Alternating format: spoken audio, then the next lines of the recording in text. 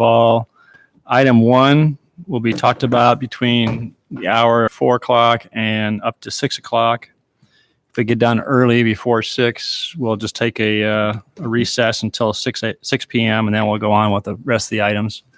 And 2 is there will be no public input during this session. This is primarily listening to the consultant and getting feedback from the council this session, but there's going to be a tremendous amount of opportunity for people to give public input in the months ahead. I'm sure we'll be talking about that during the presentation today. So anyway, so Kelly, you're going to take over, or are you going to let our consultants run the show? Corey's going to start us off. Corey? All right.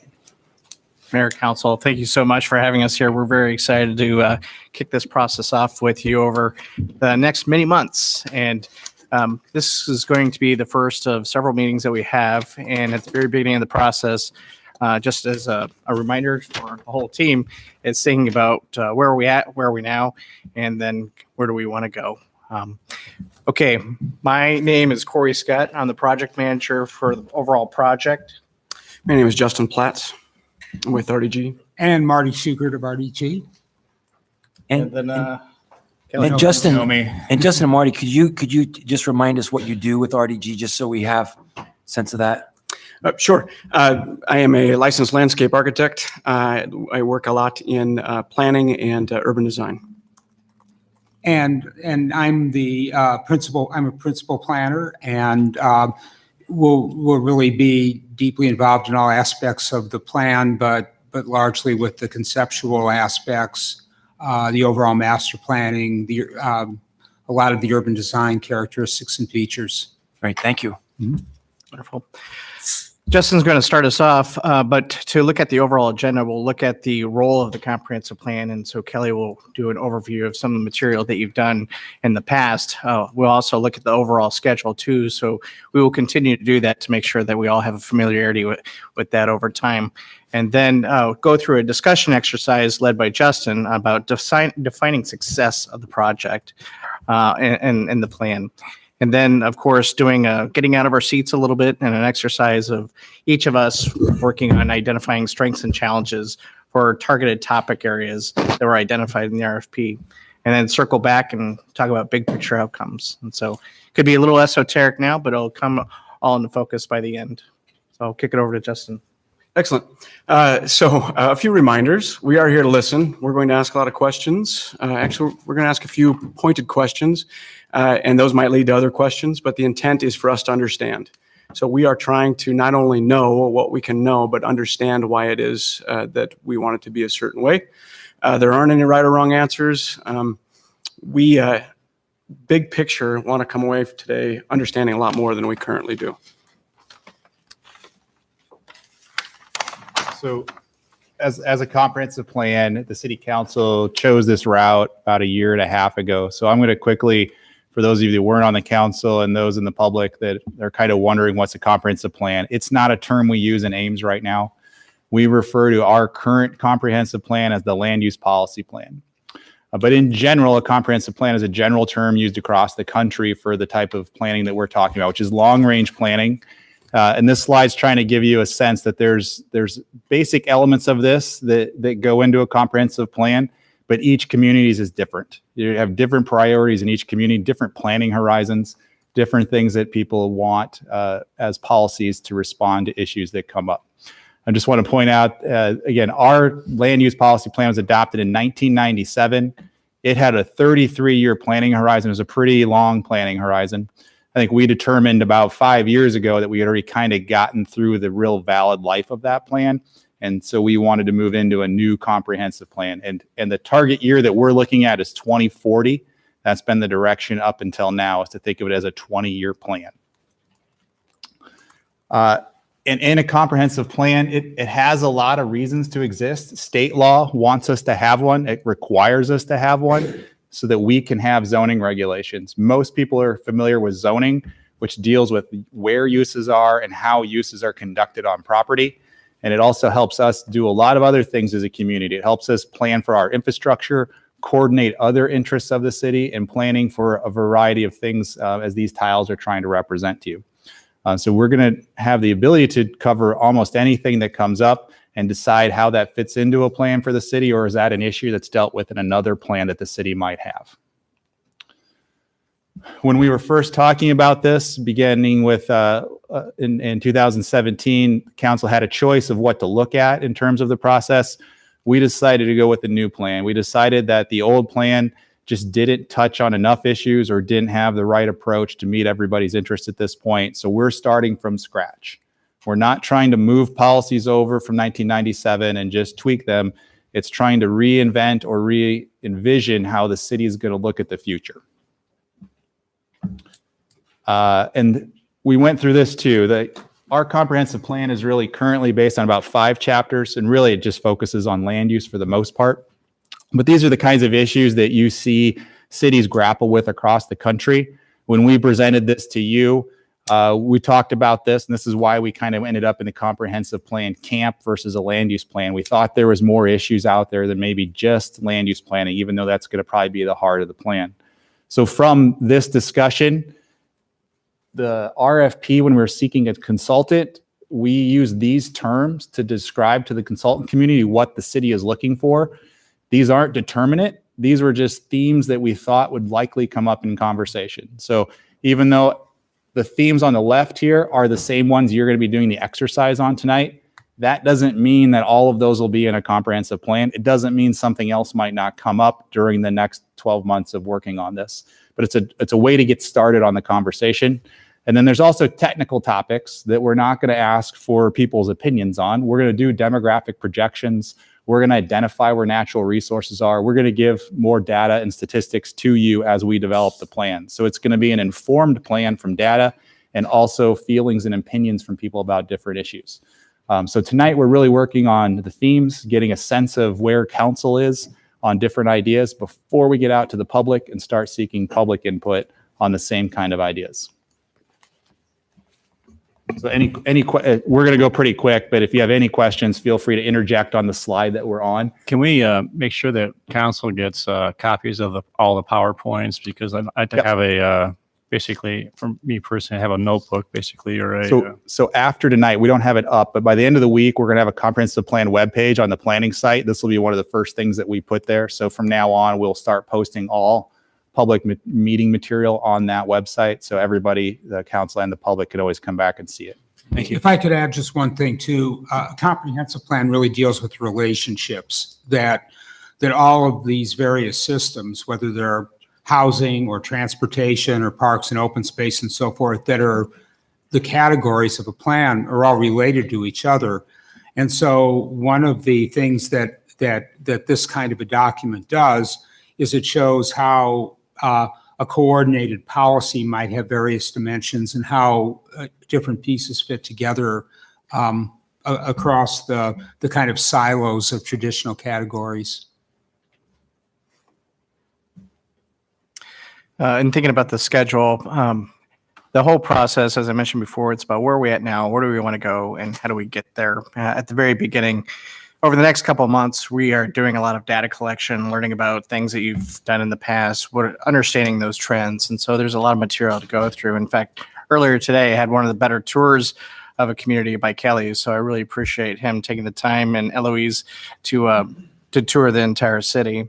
Over the next couple months, again, we're going to be working on setting up our online presence. So that'll be a portal that everybody can go to figure out what's been happening on the project and what are some of the upcoming events. And so that should be launching here not too long from now. We are also looking at setting up a number of different focus groups so we can, again, get, like the tour, get more familiarity with the community and what's been happening and perceptions of trends. And then coming up here in February, looking at doing a public kickoff meeting, which we'll have to work towards getting a defined date for that. But so that's some of the things that are happening from the public engagement side, and that's where we're going. Are you gonna unpack that more as you go through the presentation, or is that just all you're going to talk about regarding the public input? I think that that's really an important piece of this council.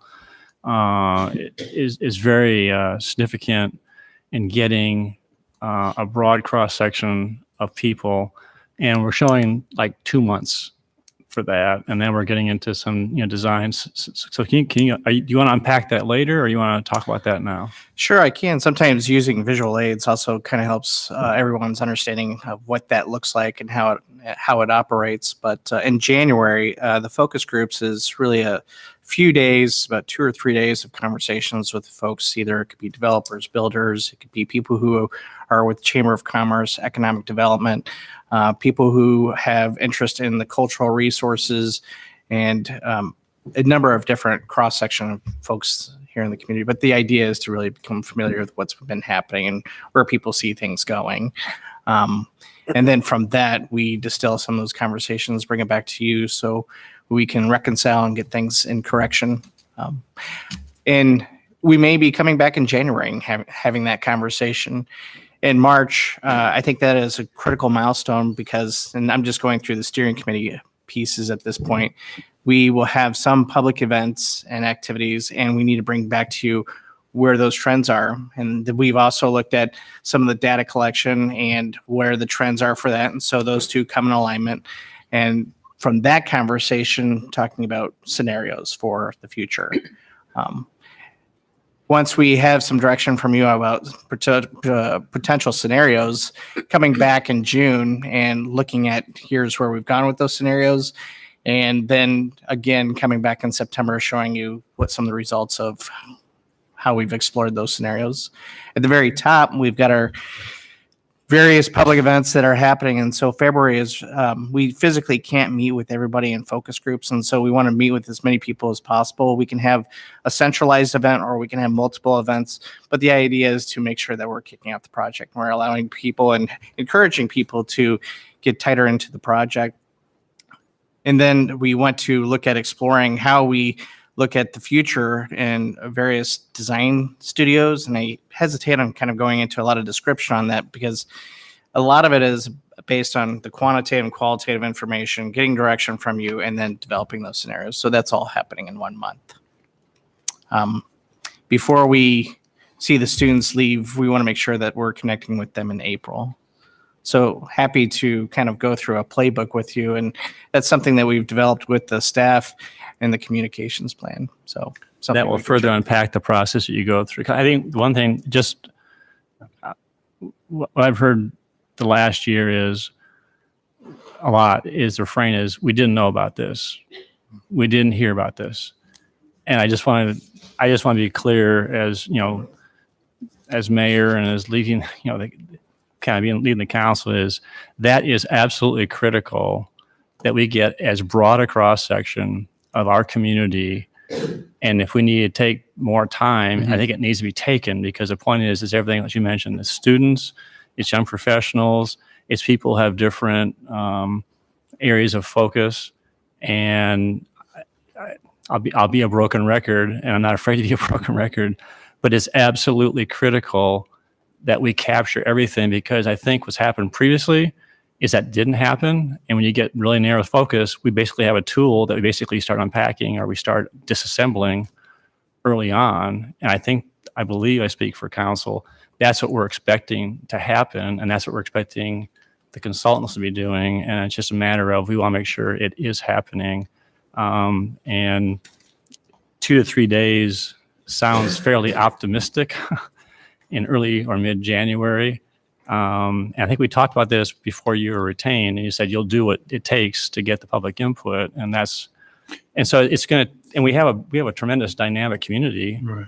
And we have people that are we have a lot of people that are moving, that are retiring here to Ames. They need to be heard from. We have people that are in campus town. We have people that are in, downtown. So if the focus is too narrow, then we're basically not going to have a very, good document. So anyway. Yes, go ahead. Just to emphasize, Ames people are very busy, so not everybody can make the meetings. So do you have a more non-traditional way that there'll be input will be provided and they'll be exposed to ideas and can offer input if they can't make it that one night you have meetings? Some people can't make it to meetings or they don't want to go to meetings. Yeah, they're intimidated too, sure. Yeah. And so we're working on a new setup right now, one that is a new endeavor for us, and also the first in the state, as far as I know, but it's working with publicinput.com. And so this website and service is pretty exciting to us, and we're continuing to learn more and more about them. In fact, we've got a meeting set up with them tomorrow. But interactive mapping tools, visual listening survey software, typical SurveyMonkey software. It also will do blast to folks. And so if they want to report on something from their phone, they can do that. So it's very exciting technology that we're pulling into the process. And you also mentioned the focus groups. It's difficult for you to identify those focus groups. Are you going to maybe give the list to the city council so they can maybe make sure there aren't any voids in that? Because you may be picking some of the more traditional groups than other cities, but we have a lot of groups that need to be heard. So are you going to share that list with the council to get input before you finalize that list? We didn't have that up tonight. We were still working through the ideas. No, I'm just asking, will they share it with them so the council could have some input? So- to see they see some groups. So this is part of so part of this is feeling out what role you want to take Right. and which part staff and consultant are going to take. So as you go along tonight, this is a good example. If this is something you want to at least be informed of before we finalize it, that's fine. This is something we would normally bounce off of a steering committee before making final decisions. So there's probably times where we'll want to communicate with you through email, maybe not agendize everything. And then you might have to work through Steve or through comments and say, hey, we really need to put this on agenda to discuss it as a group. And some things you might be fine just watching staff move ahead with the process. So if this is one of those things, we're happy to share that with you before we I think you should look finalize at it. that group just to verify that. Agreed. Yeah, One thing I want to add on to your questions about beyond what RDG is doing, this city has to have an advertising campaign. So that isn't shown in this slide. And we've talked with Susan about once we have more facts, more information, how to drive people to information sources, we're going to start including that messaging in a variety of different ways. The city will have to look at when we're doing events, can we create a touch point where the comprehensive plan, it's not the reason you're there, but maybe build awareness because you'll see some flyer or there might be someone staffing something. So in addition to the consultant-driven tools, city staff and city advertising is going to have to bolster it as well. So we haven't started that yet because we just don't have if we started doing it, people go, where can I get information? Well, I don't have that website set up yet. So that's the stuff that's going to get developed in January and should see more messaging from us. Well, and to that point then, Kelly, is that if we're going to have focus groups in January and we're just starting to get that information out, I mean, the point is, my understanding is the focus groups are really going to be foundational in terms of where we're going, right? They're certainly informative. That's So for the sure. point And is that if we're just, and I'm not trying to get this off on a negative point, but it's just so important that people have advance notice and they have several weeks advance notice of this. And if we're not getting it launched till after the holidays, and let's say the second or third week of January, we're having it, I'm fearful that we're going to have a limited amount of participation because they don't know about it, didn't get in their schedule, as well too. And so it's just, I want all of us to be successful in this process. I know you do, we want to be, but I've been on the radio talking about this. I've been talking to people and just saying this is coming. But I haven't said it's all going to happen in January. right. And the point is It's that I not. think that council understands. So we're talking to our constituents, what's going on in the focus groups and how does a focus group vary from a public input? To me, I see a focus group as being very concentrated, very specific, lots of input, lots of dialogue, whereas a public meeting can tend to be more, less personalized. And so consequently, it's going to drop off because we had some on the Lincoln Way corridor study and, I came to a couple of meetings, and there's a big group. But the point is it's very hard to get what people are thinking when you're in a big group versus a focus group, which is more small. There's different functions. That makes sense. So it's just a matter of, I know I apologize. I'm beating a dead horse, but I'm so passionate about this because this is really going to set the stage for us for the next decade to 2 decades. And I just want the community to say, we had a voice, they at least listened. We may not got everything we wanted. And I just don't want 1 or 2 groups to drive the bus on this because that's what could happen. And that's not fair. And that's not representative of our community. Yeah, a couple of thoughts. One is that really the focus, or sometimes I prefer to refer to them as stakeholder groups, because focus groups have a kind of advertising we're going to ask you a bunch of canned questions and see how you respond. But we like to put those at the beginning of the process because they're really, for more than anything for us, an immersion in the issues. They're a way of by which we meet people, can talk about issues, can understand different perspectives from different people who are, involved in these categories of groups.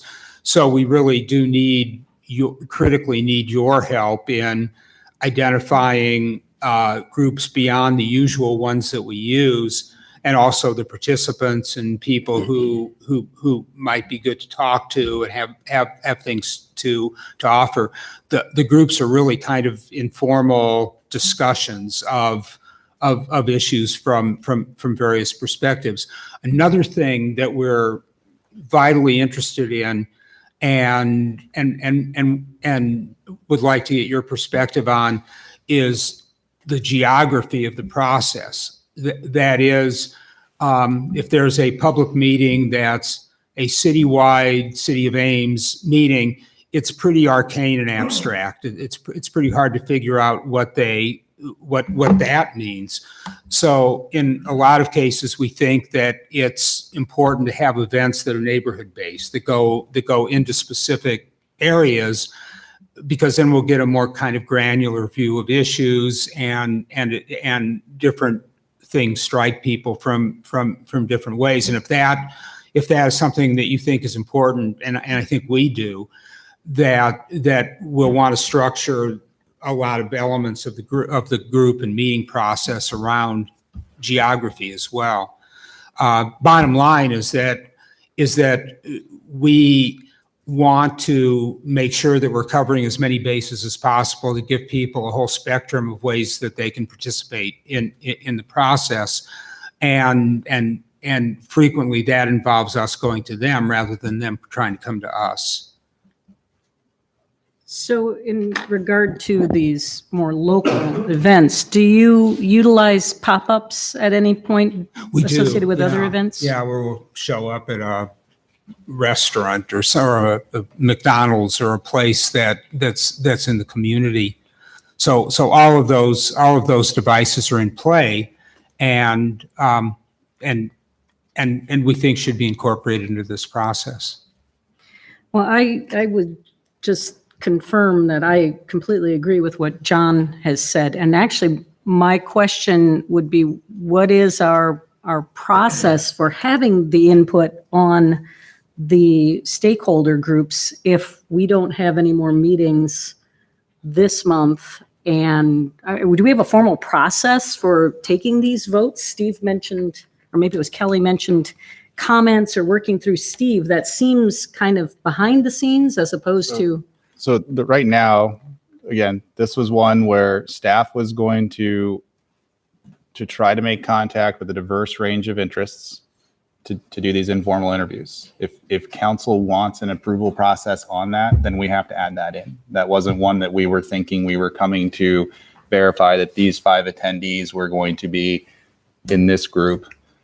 We're happy to either say these are the groups, or there are other groups you'd like us to find, or we talk about the individual invitees. I mean, those are the levels that have to be decided upon on a lot of different things as we go along. So my question, I guess, is what is the process for making those decisions? We're having this meeting now. Process, so that was not a known issue till now. So we have to decide what the process is going to be.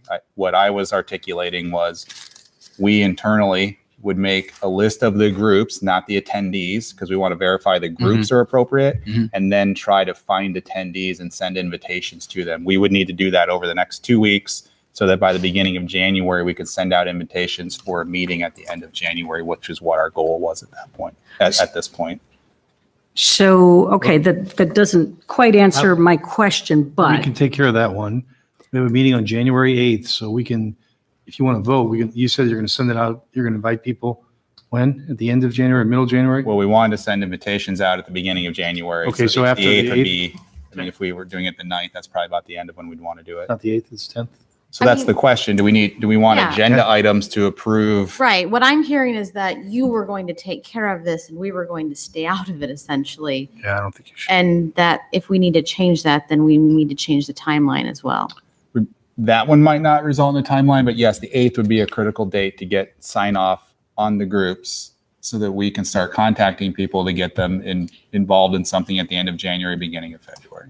My takeaway from what Steve had said was more or less, if you can create this list, get it to council, and we just have some ideas in terms of, well, hey, think about this, this, and this, and we just amalgamate either through a Google Doc or whatever. That's the point right, is yeah. that, and then you just get it launched. It's not trying to micromanage it. It's just more or less, we're all aware of different groups that maybe Sure. should be thought about. Mhm. It's not more or less to try and codify, formalize, go through this, rigorous process, but it just makes sure is that maybe I'm thinking of some group that, boy, I just talked to them and they're really excited about it, and they get missed, and all of a sudden you say, well, I thought you were talking about us getting involved with it, and it gets missed. That's all I think. It's not trying to expand it. Either way. That was my thought, but Well, so the reason I'm asking is because of the comment that this is typically something a steering committee would do. And as I understand it, we are acting as the steering committee, Right. right? So that's why I'm interested in that. But the other question I have is, can't we just add that into today's meeting? If we have teams or groups of stakeholders that we are interested in,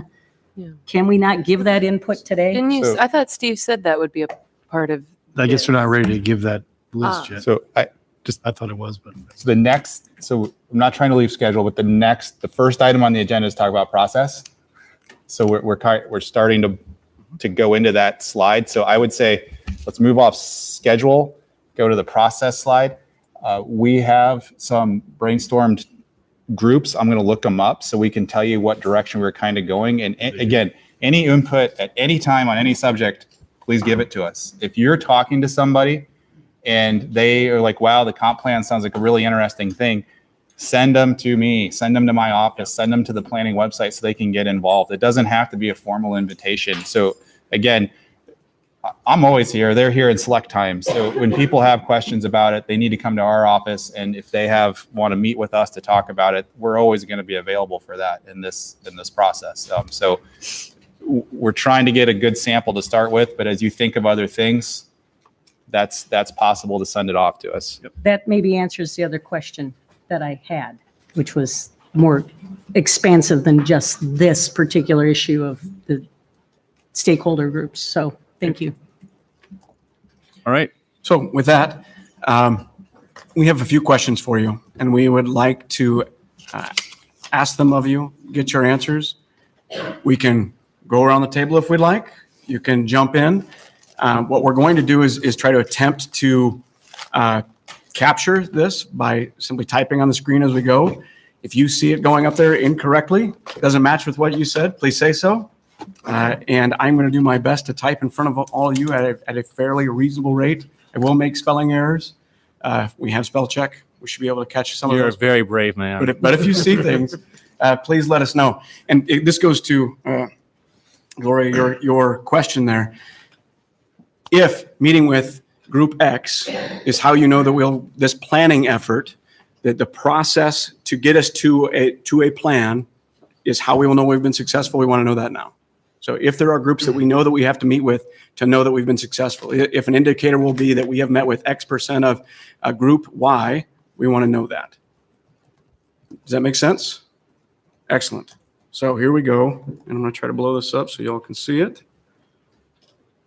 So how will we know that this process, not the plan itself, but how will we know that the process of coming up with the plan has been successful? Well, we do it in a timely fashion, not dragging it out. Good. What else? Have demonstrated input from broad-based community organizations.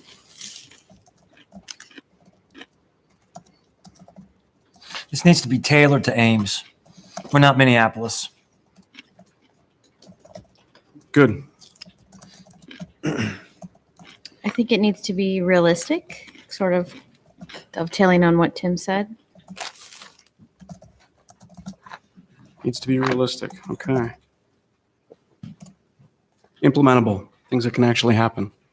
I would Okay. say that we're not going to be able to please everybody, but I would say generally the community embraces it and, and believes that it represents, where we want to go versus it being a reflection of a specific group or groups. But it's basically, and there's excitement and enthusiasm, about it because that reflects that it's successful because it reflects the community at large. Good. I'm going to dovetail with John. Reflects our community, reflects our values. So this is a value document. Good. Incorporates underrepresented populations.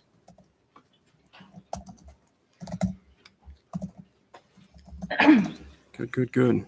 Allie, what do you? I'm not going to let you sit there and just. What do you think from a student's perspective? What would be that?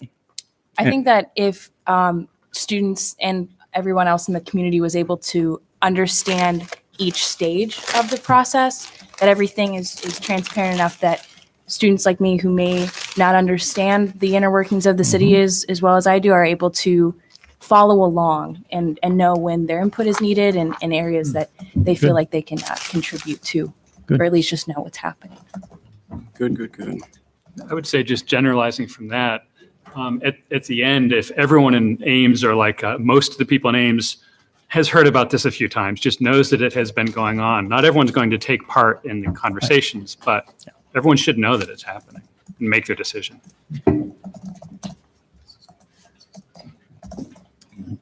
I don't know how to articulate this, but if we have a response for people who say, you didn't notify us, that we can say, here are the things that we did that would address your concern about not being notified, so that we don't feel like there's ever a point we don't have an answer that's adequate to those kinds of issues. Good. You spelled reflects wrong. Yes, I also spelled large 3 wrong because it's supposed to be large, but we'll keep moving. Are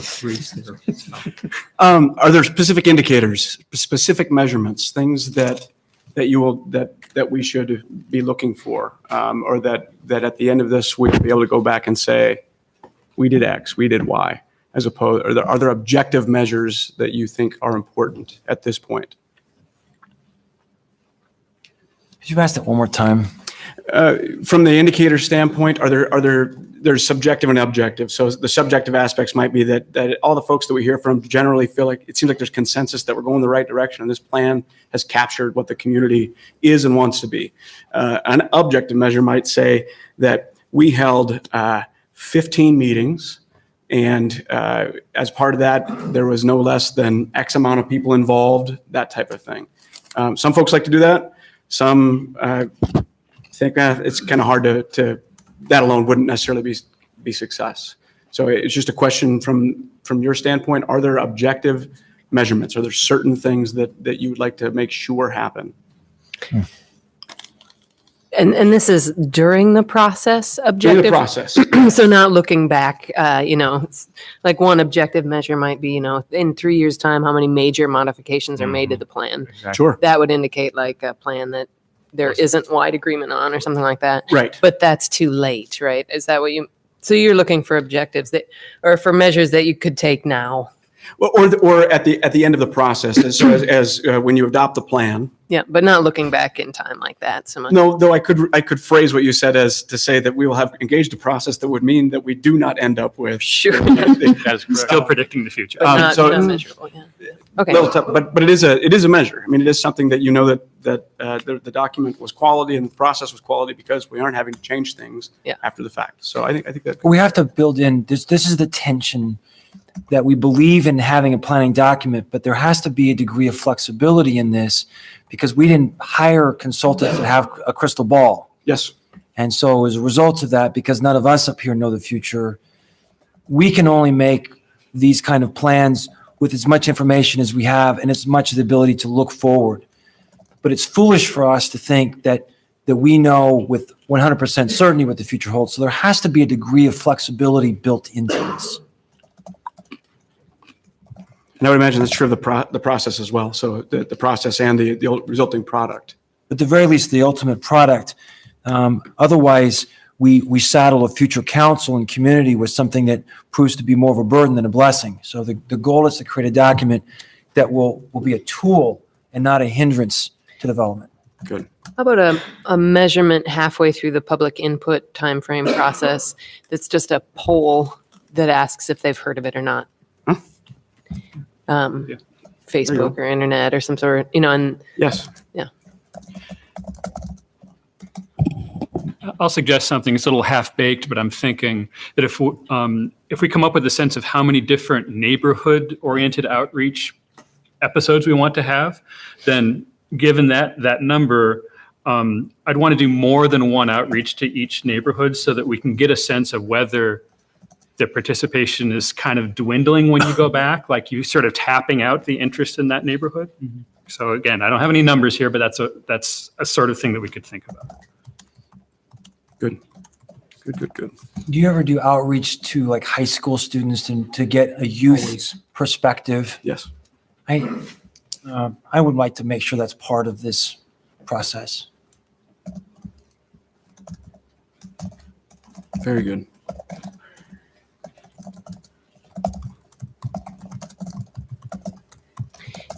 Is there an average figure for like number of contacts that you have when you've done these in the past? Number of people who give input in a community our size. I mean, is that a figure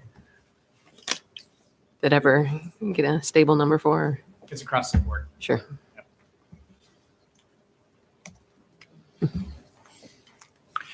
And this may relate just to the focus groups we're talking about, but the people who don't live in Ames but work in Ames. It's just an important group, and keeping track of that somehow. Good. That's a really insightful point. Peter Rosem always reminds us that a third of the people who work in Ames live outside of Ames. And so being able to somehow capture input, I appreciate you suggesting that, David. Well done.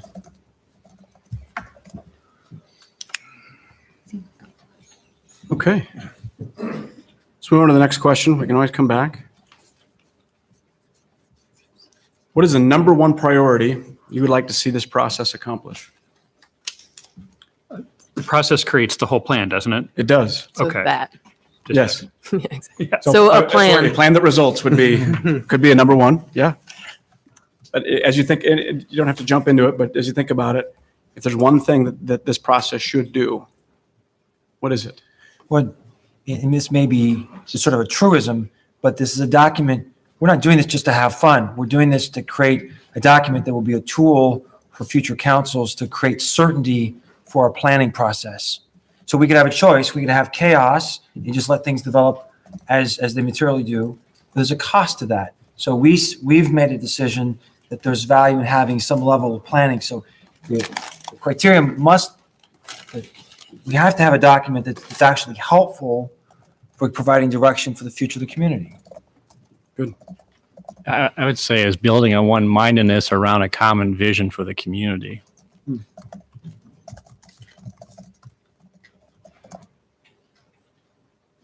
Now, in addition, it's a one-mindedness. One-minded, I'm sorry. One-mindedness around a common vision. So in other words, people are in agreement in general. Again, There's consensus. but we're all saying, because I believe that will help council make decisions that are informed going forward, because it's basically the community has spoken about this vision. We're one-minded around it. And then hopefully we can just spend less time trying to get in the weeds and more about really moving projects forward, making improvements, because we're all in agreement with that. And the converse of this is also true. I think it's important to bear out. It's not just about saying yes. This document will also allow us to better say no. Mm-hmm. There'll be projects. Right now, we sort of feel scattered and we're tending to say yes, but because we don't really have a kind of limiting factor that says that's outside of the document that we've all agreed to. So it's also to say no to things. Good. I think I agree with most of these, but I also want to see internal consistency. Okay. because I feel like we don't always have that, and we need to be able to look at the different chapters and see that they come from the same document, that they are part of the same vision. What are your thoughts, Chris? I was kind of thinking a document that creates a vision and a strategy that keeps Ames Ames. That's good. Yeah. Allie, jump in here. Sure. I don't want people to be intimidated by this because I feel like a lot of community members would see this and feel like, oh, I don't know what to do with this. Like, is my voice important? Like, what should I say? I want people to feel like they can approach us and say, yeah, I want this done, or I want this done. I don't want people to feel like nervous to talk and have a impact. That's a really great point. I think it's okay for people to feel free to just speak for themselves. They don't have to, because they're part of a community, they don't have to think that they're speaking for the whole community to say anything. Right. I would build on that by saying I think this document needs to be accessible in a variety of ways, both interpreting it and understanding it, but also getting to it and using it. Amber, you have some thoughts?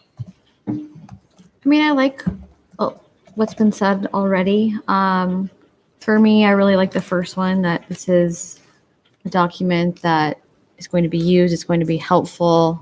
Tim talked about flexibility. Yes, a shared vision is important, but I think it's important that it's actionable and can be put into practice. And so. Maybe goes without saying, but it needs to be the legal basis that we need to have in order to do the ordinances and stuff. So you're probably aware that my understanding is, and I don't think any of us were on council this time, but when we adopted the LUPP a long time ago, it's my understanding in less than a year, there's already making exceptions to it. To me, that is an unsuccessful document, that somehow something was missed or there wasn't enough input. And so I would consider that would be a great disappointment personally, as if we go through this process and then in a year, we're already looking at ways to unwrap it or undo it or unwind it because we didn't really capture something. And that's where it goes back to a lot of the points we've talked about, here. So just so you know some of the history, and maybe you're aware of that already, but So just as a point of pushback on that, just a little bit, John, I think it's okay for future councils to make changes to this.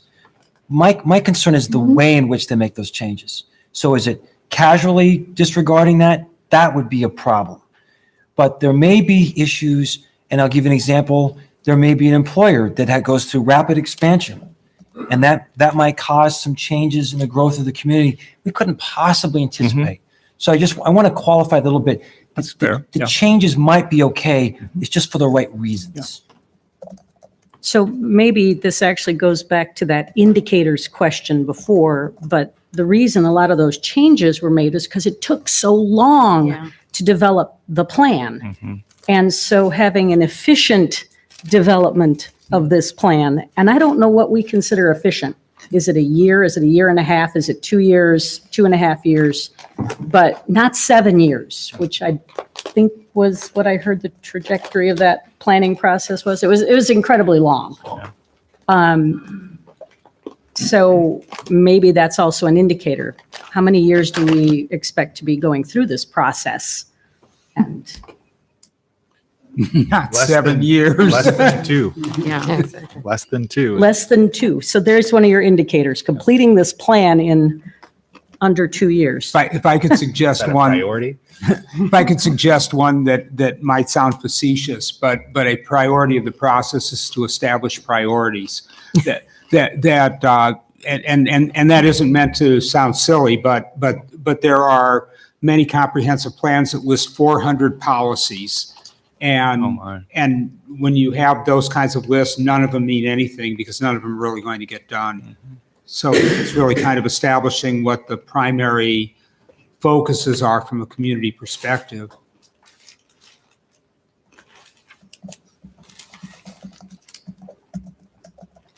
Other input for consultant? on this one? All right, next question.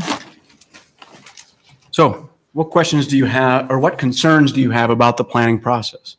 What are you worried about? That The would fall time. behind. Yeah. Time? Yeah. Okay. Funny. Define time in terms of the amount of council time invested or length of time of doing the process, or what It will fall unpack that a little behind bit. is what Amber said. Yeah, I mean, I think it's part of it goes into micromanaging the process too. I think that's one of my concerns. And so that can obviously extend the time. So it's not just council time. It's staff time, of course, consultant time. And I think it's harder to keep people engaged in the community if it just continues to get drawn out. Good. Thank you. Well, and even closer to home, we as a council do a pretty good job of dragging things out. So if we start to do that in I this wasn't gonna process, say it, please, but- please hold us accountable.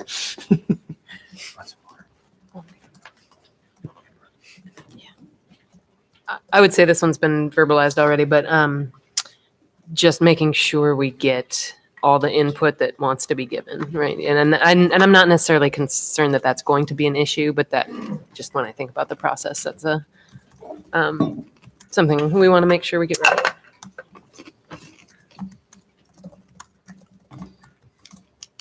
I'm not sure exactly maybe how to define this, but I want to make sure that we have enough feedback as we go through the process that we don't find out too late that we're heading down a wrong path or a different path than what we are expecting.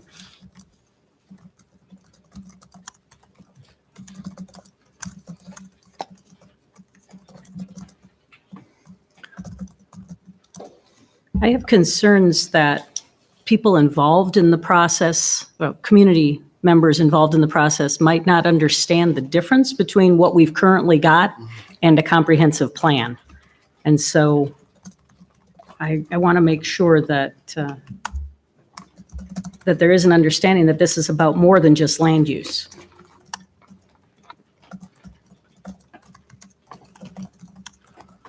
I think one that I have is that this goes back to getting people engaged in the process is one particular group or a few groups influencing the plan to the detriment of the overall community, being, heard and engaged in the process. And that can be, yeah. And then the other one is that I know it's, we've hired you because we believe you have the skill set to come in and really help us think through what makes Ames unique and where are we going. And just we value, I think, your guidance and input, but we don't want your bias. So basically balancing that to help us think through it. That doesn't mean you can't raise points or say, hey, if you thought about this, this is really important. But it just like, I think it's back to Tim's point, let Ames or Chris's, let Ames be Ames and really let us flourish, help us flourish as a community in toto versus being just small areas or what, and I'm not saying you would do this, but we don't want people to come in and say, you should look like this. It's like, you could look like this because of this, and here's how we can help you get there, essentially.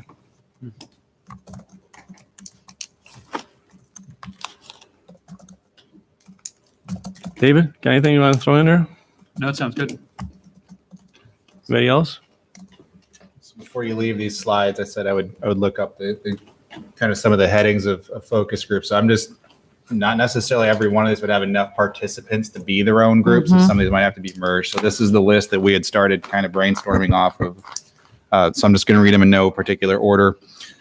Large commercial, large employers, retail and service operators, developers and builders, parks and open space interests, natural resource interests, arts and culture interests, health and wellness issues, nonprofit, service-oriented groups, university students, ISU as an institution, event and tourism interests, young professionals, neighborhood association leaders, K-12 schools, housing advocates, and then Story County we have the fringe plan with them. So obviously Story County's an interested group in this. So that's the list that we're starting from.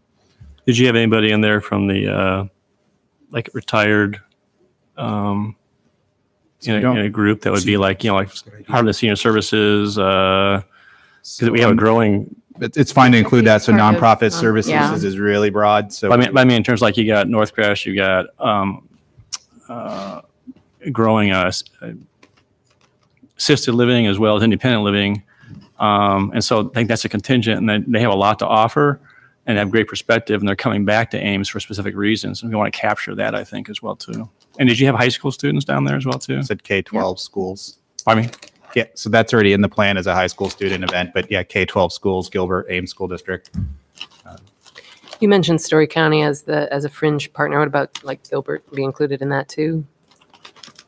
Don't think we can. They don't really have, they have a city council that makes decisions as a city council. It's kind of hard to, Are they the third? But are we? they're the is that- third signee of the 28E. Yeah.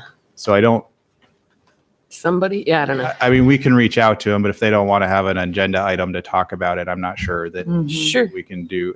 Yeah. I mean, ultimately, the 28E and the fringe plan, that's a component of the LUPD, Yeah. Right. but it was an implementation measure. Yeah. So that's one of those things where you could make the whole plan about fringe, or you could address it basically and then have follow-up implementation. So I don't know the degree of participation right now in those, Sure. those groups around the city, but Okay.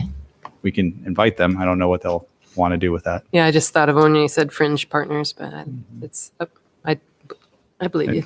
And with that, you would have Boone County as well. Mm, So, sure. so it's, I don't know. We'll talk about what that would mean, try to get in, interface with those representatives. Would you repeat the Iowa State ones? What ones did you have for Iowa State? We had the institution itself, and then we had students separate. So what would be included in the institution? Would that be like Hospital. planning? No, I didn't, not institutional uses, Iowa State As Facility. as an institution. Yeah, I'm just thinking about athletics in terms of just where are they going as a community? I mean, So- Iowa State owns a lot of land.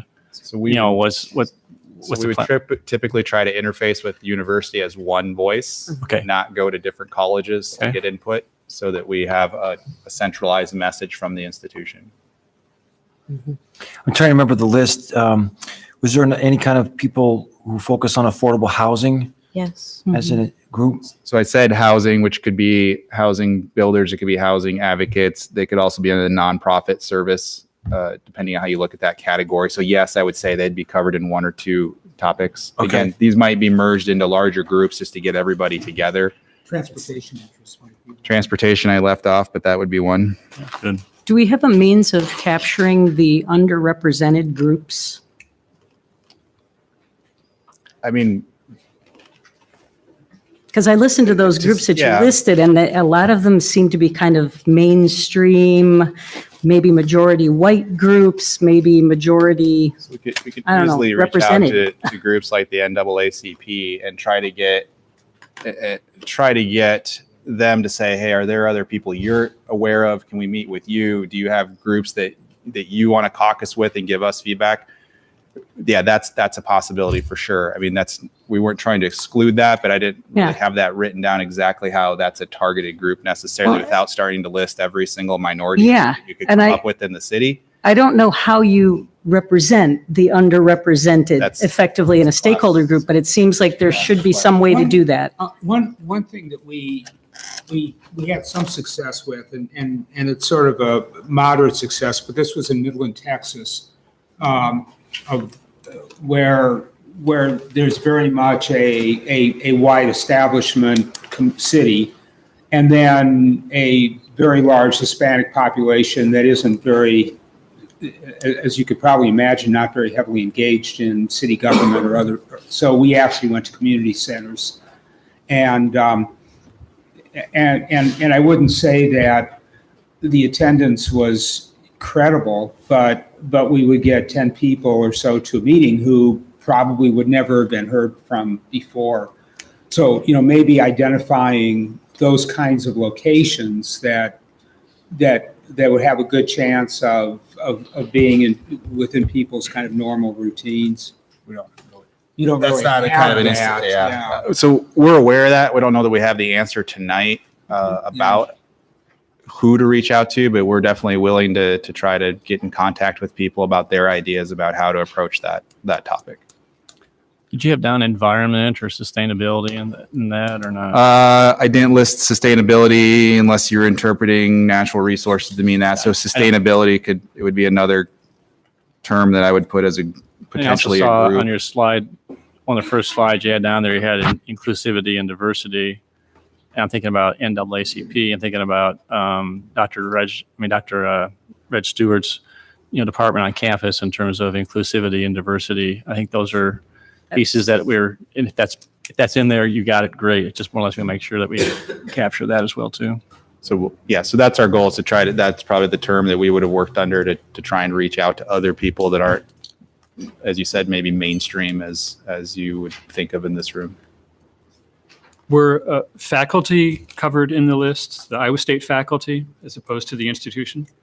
I think it's an interesting. It's an interesting employee category that's really distinctive for Ames. And I think it shares some features with national lab staff too, not entirely, but I think it's something we want to pay attention to in particular. Yeah, that's a good point. I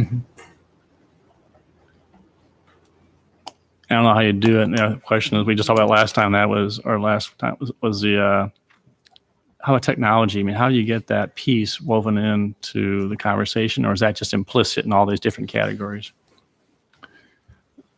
We'll think about that. I'm not sure how to reach out to faculty because we don't necessarily have the resources to know how to I'm not sure on that one. That's not one that we've talked about, is to do university faculty, but we'll look into what that could mean. Perhaps outreach through the faculty senate contact or something. Maybe they can do it for us. So we'll have to see what we can do on that one. I would hope that as an institution, Iowa State would also be cognizant that if they want to attract the best and brightest faculty, they have to have somewhere to live. Because right now, we're not offering them places to live because they can't afford housing here. I think it's a great point you bring up. So one thing another role that isn't really defined right now is how to use the Planning and Zoning Commission. So after you're done with this exercise, when they have a meeting in January, we'll probably run through some of the same material. So ultimately they have to make a recommendation on this, but they're not going to be as actively engaged as you. But there's going to be times where we're going to run the same material past them as you. Maybe in some cases, because of timing, they might see it the week before you. But that's another board that's out there that's supposed to be a cross section of the community, and it's not one that we have to call together. It's already established, so you'll see them at times having input, and we'll give their recommendations separately from other input, just so you can understand it's from that board or commission that ultimately will have to act on this proposal. Would there be any reason that we would want to involve other boards and commissions? For example, Human Relations Commission, Historic Preservation Commission, Campus and Community Commission, all of which arguably are related to those topics in some way. I think that's a question. Do you feel like there's overlap, or do you feel like the focus groups will get to those kinds of issues on their own? Again, there's going to be checks in this process. If you feel specific issues are worth their attention, you can always direct that opinion as we go through the process. It's kind of up to you guys to define what. I think what that we would is. normally do would be to include commission representation in one of the other groups. So for as an example, if one group is addressing, say, urban development or even cultural issues, a representative of the Preservation Commission would be in that group.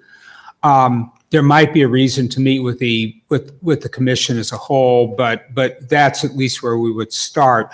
And remember that one of the big purposes of these stakeholder groups at the beginning is really immersion on our part. It's for us to understand who's out there, what their awarenesses are, and so forth. So it is not by any means the be all and the end all of the process. It is from our point of view of learning is really important. So maybe that's one part that doesn't come out so clear, is the focus groups are a lot for RDG to understand perspective. for us to build contact, for them to be involved in the process, and we can give them information as they were involved. And when you get to decision points, building awareness, saying, here's a decision point, here's new information. Do you want to be engaged? And you can participate. So it's not, this first step isn't even really directive on the plan. It's information building. And Kelly, I know you listed it, and that's ISU students. As a favor, if you would make sure that you may go through Ally, but we did mention to student government when we met with them on the Wednesday before Thanksgiving, not the day before, but a week before, that this was coming down. This is going to be on our radar early on this year. And so I think to Ally I think it's Cody Woodruff, Speaker of the Senate, would probably appreciate that. And then you can kind of let them, as long as they're aware of it and how they can participate, that would be beneficial. That it's a follow-up and a closing the gap essentially with that. So. And maybe the student, community, and regional planning. Yeah, I was just group going to as well. say Yeah, so that. they've already reached out, Yeah. interested, surprisingly. Is everyone comfortable? I appreciate that, Taylor. I think that's a good cross section without being overly, you have to get this group. And I comment on boards and commissions. I think if they were notified of what was going on, that'd be helpful versus having to have them engaged in I like the idea of the representation Yeah. in the stakeholder groups. I think there should be involvement because this is an integrated plan, and those various boards and commissions are going to have to be implementing our policies or enforcing our policies or using the plan. So other input for Kelly, or is everyone comfortable that he's done a good job of kind of capturing the other different groups? And if you have any other thoughts, you could just shoot him an email. So that would preempt coming back again. So to let you know, this is the brainstorming list. We have to get people that want to participate, and we will report out to you what we were able to accomplish and not. So again, if you don't feel we were able to reach people that you want us to reach, send us back. That's kind of this whole process in the next few months. If you don't like the level of participation, redirect us, and we're going to go try and see what we can do about it. Okay. Great. So now, Step 2. thank you for all that. That's very good. It's going to help us quite a lot as we distill that, synthesize it. Yes, please. Did you save it? Thank you. You're welcome. I could give you a gold star. I would. That's great. After all, it's my computers. Oh, we trust Microsoft programs to automatically save in the event of So from a time check, do you want to go through where we are and what we expect for time with the council? We look like we're going really well right now. So, yeah. This next exercise really helps us in regards to understanding, based on the original RFP and some of the topics and subjects that were there, getting an understanding from your perspective what some of the strengths and challenges are for each one of the topic areas. So in front of you, we have 2 sets of sticky notes. So we have yellow sticky notes and we have blue sticky notes. What we're hoping for you to do is write at least one strength for each one of those topics and write one challenge for each one of those topics. And so, for example, expansion of the city. I might just stack the deck here. Your strength might be we have places that we can grow, or you can get more specific on where that growth might happen. A challenge could be providing services to that area. So that could be an example of a strength and challenge. So each one of these were defined in the RFP, including opportunities for infill development, future. And if you have questions about what this means, Kelly and I can go through some clarification for that too. Future demand for housing and commercial use, sustaining neighborhoods. There's a lot of interpretations that you can have with this, and it's really your impulse reactions.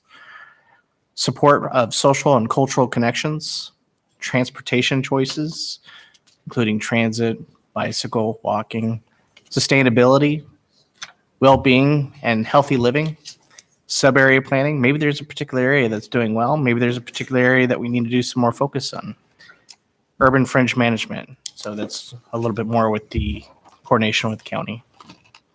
So with that, we're just asking you to take the next 10 to 15 minutes to write down a strength and a challenge for each one. If you feel like you've got a lot of sticky notes on your desk, take a break. We would ask that you put them up yourself into the appropriate categories.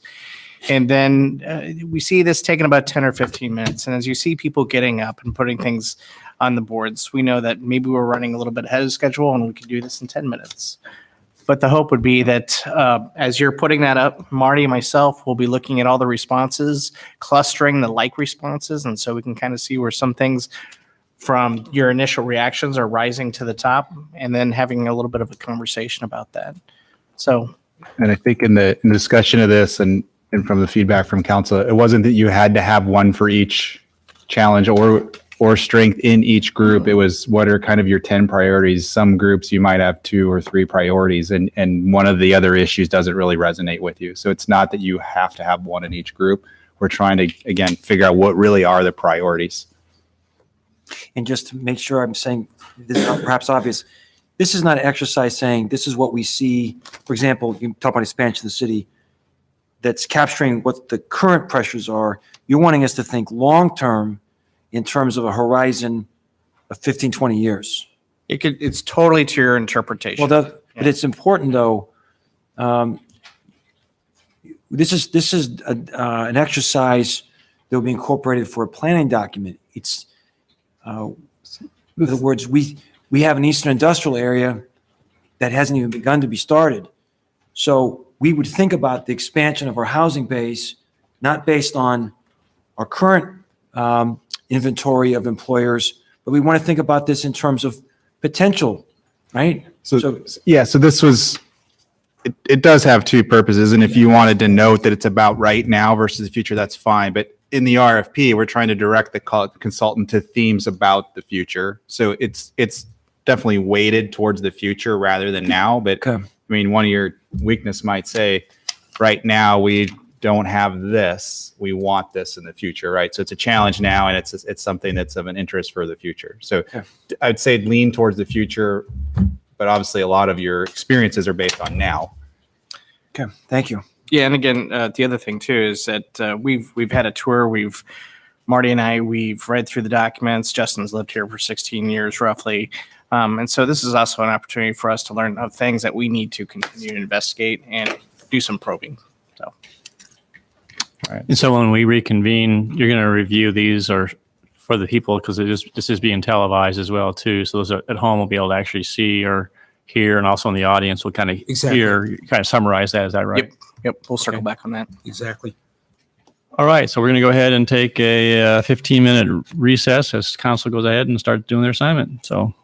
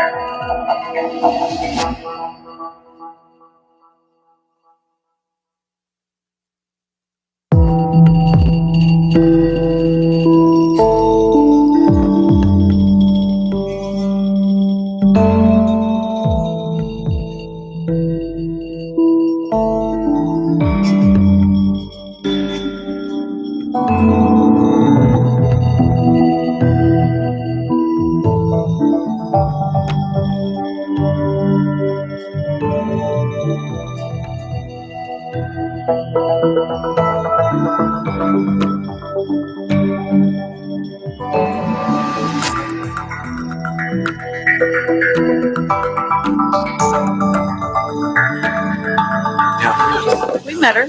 Did we? Like really young girl. Okay, I'll go ahead and Yeah, I do. reconvene, and I think so Corey or Marty, who's going to take the lead here on this? Well, I'll start us out. Okay. Thank you, Mayor Council. Wow, that's fascinating. I mean, just so much, so many comments related to each one of the topics. And so this is just the beginning of the conversation. I know that there's going to be things that you're going to be waking up at 1 o'clock this morning thinking, I should have said that. But again, this is very beginning. And if you've got some of those ideas that you want to make sure that gets included into this, be sure to share that with Kelly. That would be great. But what we want to go through is go through each one. We've clustered some of the like comments, and Marty's just going to have some follow-up conversation with our time limits here. What we want to do is making sure that we are kind of closing this piece up at about 40 after, latest 45, and then we're going to do a quick speed round with Justin. Okay, well, very interesting responses. And this is, as Corey said, very helpful to us because they are a quick look at summarizing issues.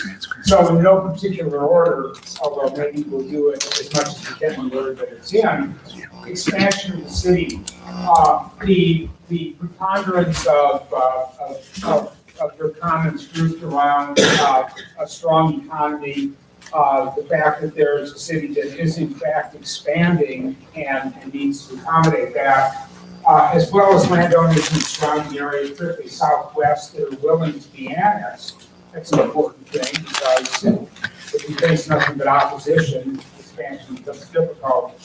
And that we have locations and opportunities for expansion from a physical point of view. On the opposite side, on the challenges side, a significant number of responses deal with constraints. Topography, land that's owned by the university that's really not available for growth, land ownership, railroad barriers, physical barriers, and the like. Just as many people believe that there's opportunities for expansion in terms of land in the area, others are not quite so sure about that.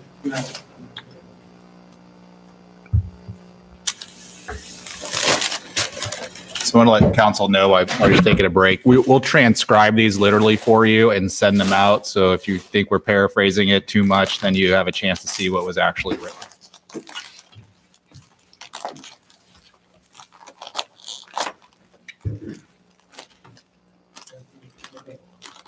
Okay, sorry about that. Actually, I'm not sorry. So on the challenges side, physical barriers, university-owned property, impediments to growth, and so forth. Related to that, a lack of land for development, a general weighting of available land to the north, a lack of affordable housing being built, a limited number of developers, so there's a significant amount of discussion about capacity for expansion. And then another significant cluster of responses dealt with the cost of infrastructure, development-related costs, the fact that infrastructure is privately financed, the cost of providing services, all these things that are significant problems that relate to the issues of infrastructure and actually preparing land for development. Second group, opportunities for infill development. Strengths related to the availability of some land, of having opportunities, of having underutilized areas, of sites that could take advantage of the Sarai transit system, even a liability like dilapidated properties being an opportunity for infill development. Another strength is regulatory new zoning that encourages infill, and developers who are interested in doing infill type projects. On the challenges side, the fact that there are not as many opportunities as we might wish, that infill development, because of site preparation costs, it tends to be expensive, that infill development often faces pushback from neighborhoods or issues of compatibility with surrounding buildings and uses, and few candidates for infill development that don't at the same time reduce affordable housing. That many of these opportunities are in neighborhoods that, even if the houses are not in great condition, are nevertheless houses that are providing shelter for people who need that ability. Moving on, kind of a good segue, future demand for housing and commercial uses. On the strength side, again, that we have housing demand, population growth. We have a functioning housing market in Ames, of course, and sometimes one that can sometimes be a little bit overheated. There's a thriving market for rentals, a demand for a variety of housing types, a building tax base that and values that support a strong housing market. On the other hand, a general feeling that there is a lack of affordable housing with people who have identified specific price points, owner-occupied housing in the upper 100s, 150 to 200,000. Rentals for people who are in the 30 to 50% median range. Generally, people have a good idea when we say affordable housing, what that means in terms of cost ranges. A need to provide incentives to convert rental housing to owner-occupied housing. A need for more supporting commercial, declining enrollment, or at least unstable enrollment. We assume that's probably in the schools, maybe at the university. Capacity, as we heard earlier, capacity of builders and developers. The fact as well that in university markets, often the housing prices are skewed upward because of the income that can be gotten out of a single residential unit, either from a sale point of view, from a demand point of view, or from a rent point of view. So all these are concerns that we generally have experienced in university-related communities. Sustaining neighborhoods, that's the next one, number 4. All of the strengths fall in the same category, and that is active neighborhood organizations, involved citizens. They're all pretty much the same. On the other hand, on the challenge side, the issues of in near campus neighborhoods, the sort of inherent contradictions and conflicts of interest between what students need and what permanent residents need, and that kind of community campus tension that tends to occur. The need to balance the needs of permanent residents again with those of temporary residents. So those issues relate strongly to core neighborhoods. Automobile-oriented outlying neighborhoods are considered a challenge. Risk of gentrification, which in some ways relates to economic change in growth neighborhoods. The need for constant outreach and education for new residents. Continuing on to number 5, support of social and cultural connections. On the plus side, diversity. The fact that we have a strong community group and network of service providers and reasonable government support for arts and culture. On the challenge side, most of the responses deal with communications, with the issue of how do we communicate with people in contemporary times, addressing social media, shifting cultures, understanding what connections mean for the city.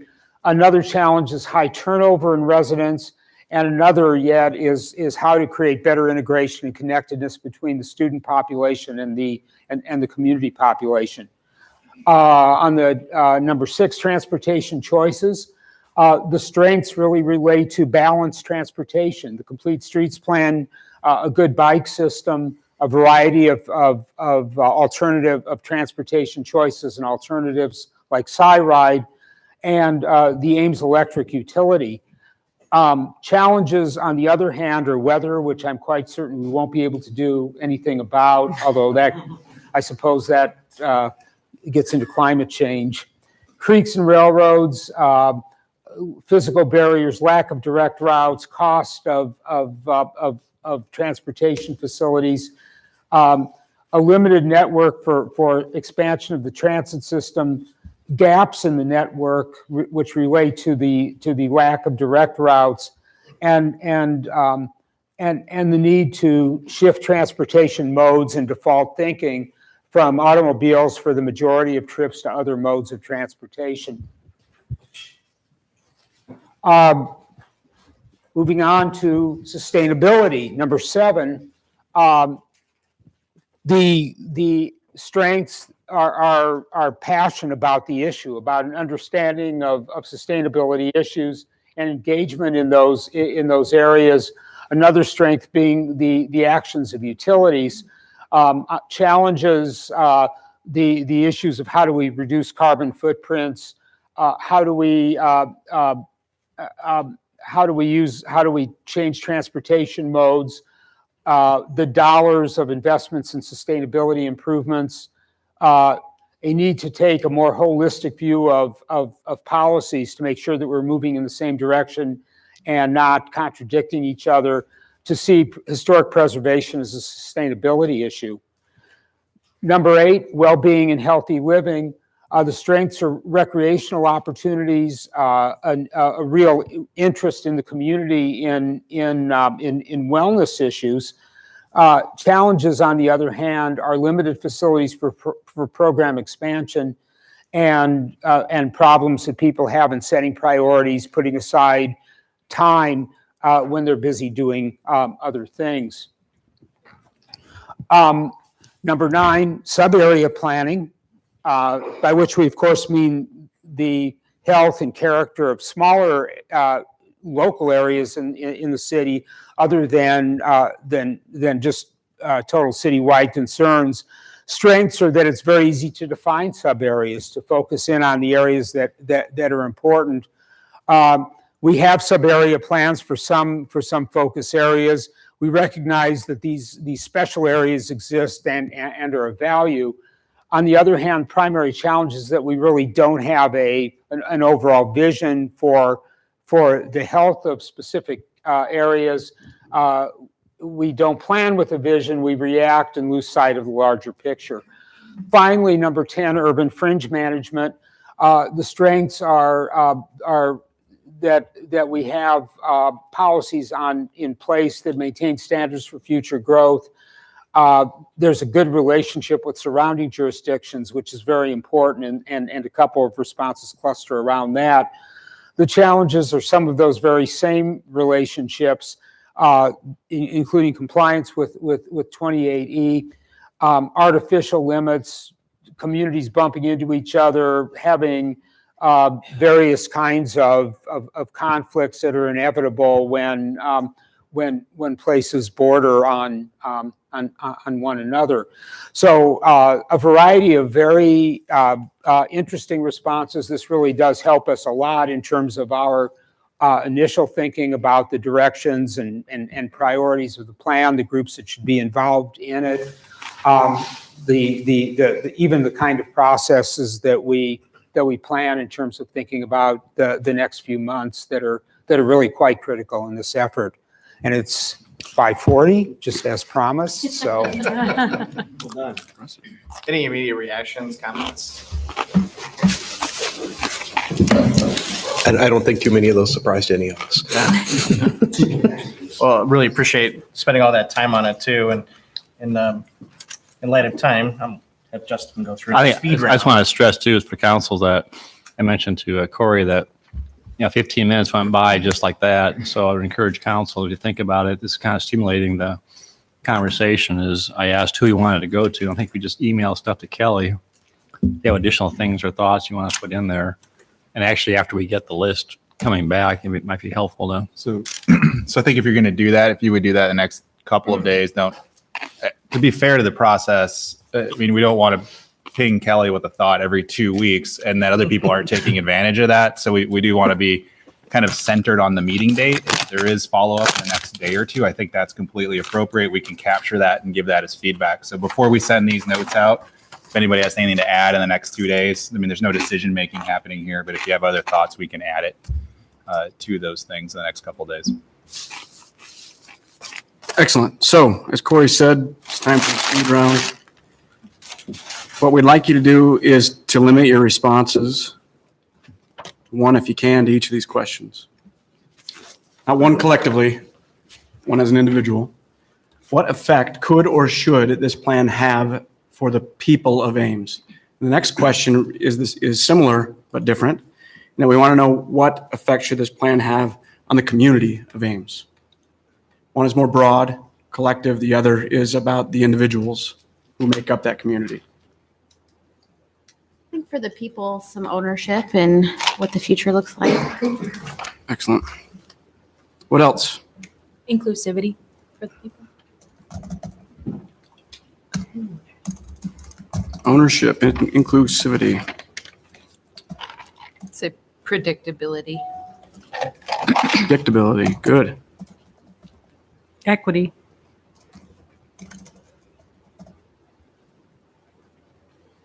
What else?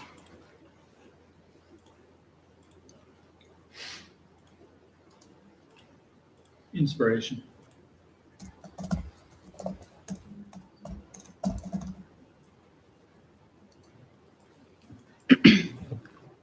A positive impact on quality of life.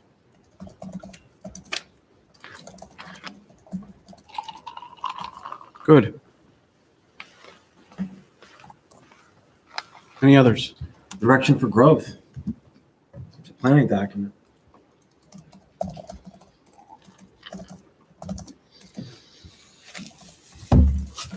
Good. What do you want the effect of this plan to be on the community, the collective?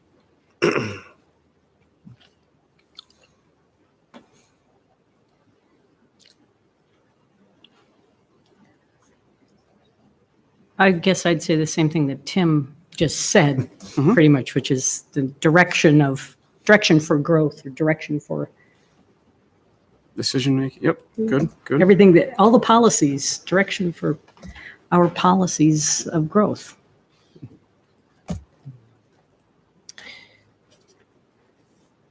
Maybe strengthening our image. Good. So, I mean, I'm not sure I understand what you mean by community. So the effect on city leadership and staff or on the community broadly? I think community broadly. So most people won't know we have this. So we want people to know that it exists? Well, I mean, let's be realistic. I mean, how many people knew we had a land use policy plan? So I just want to be realistic. No. I mean, I think we can try to reach out in the planning process, but 5 years after it's done, we have people move in all the time. I just want to be realistic how we see this document being, if someone comes over for coffee, how many times are people going to talk about the comprehensive plan, right?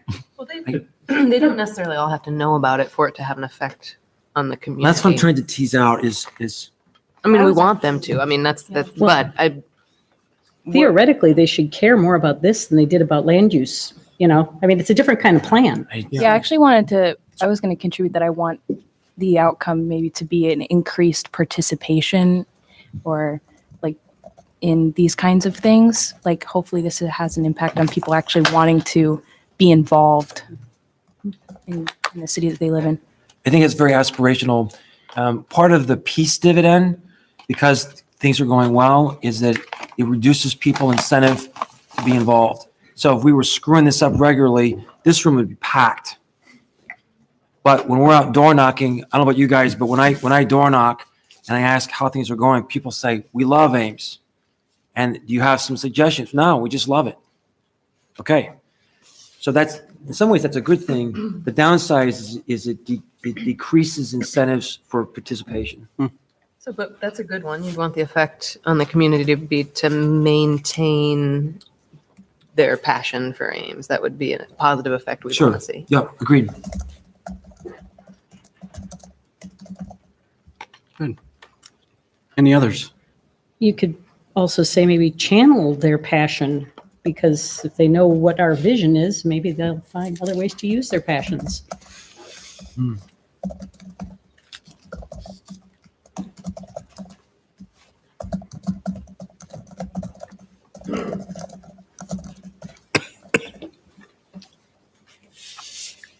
Good. Thank you.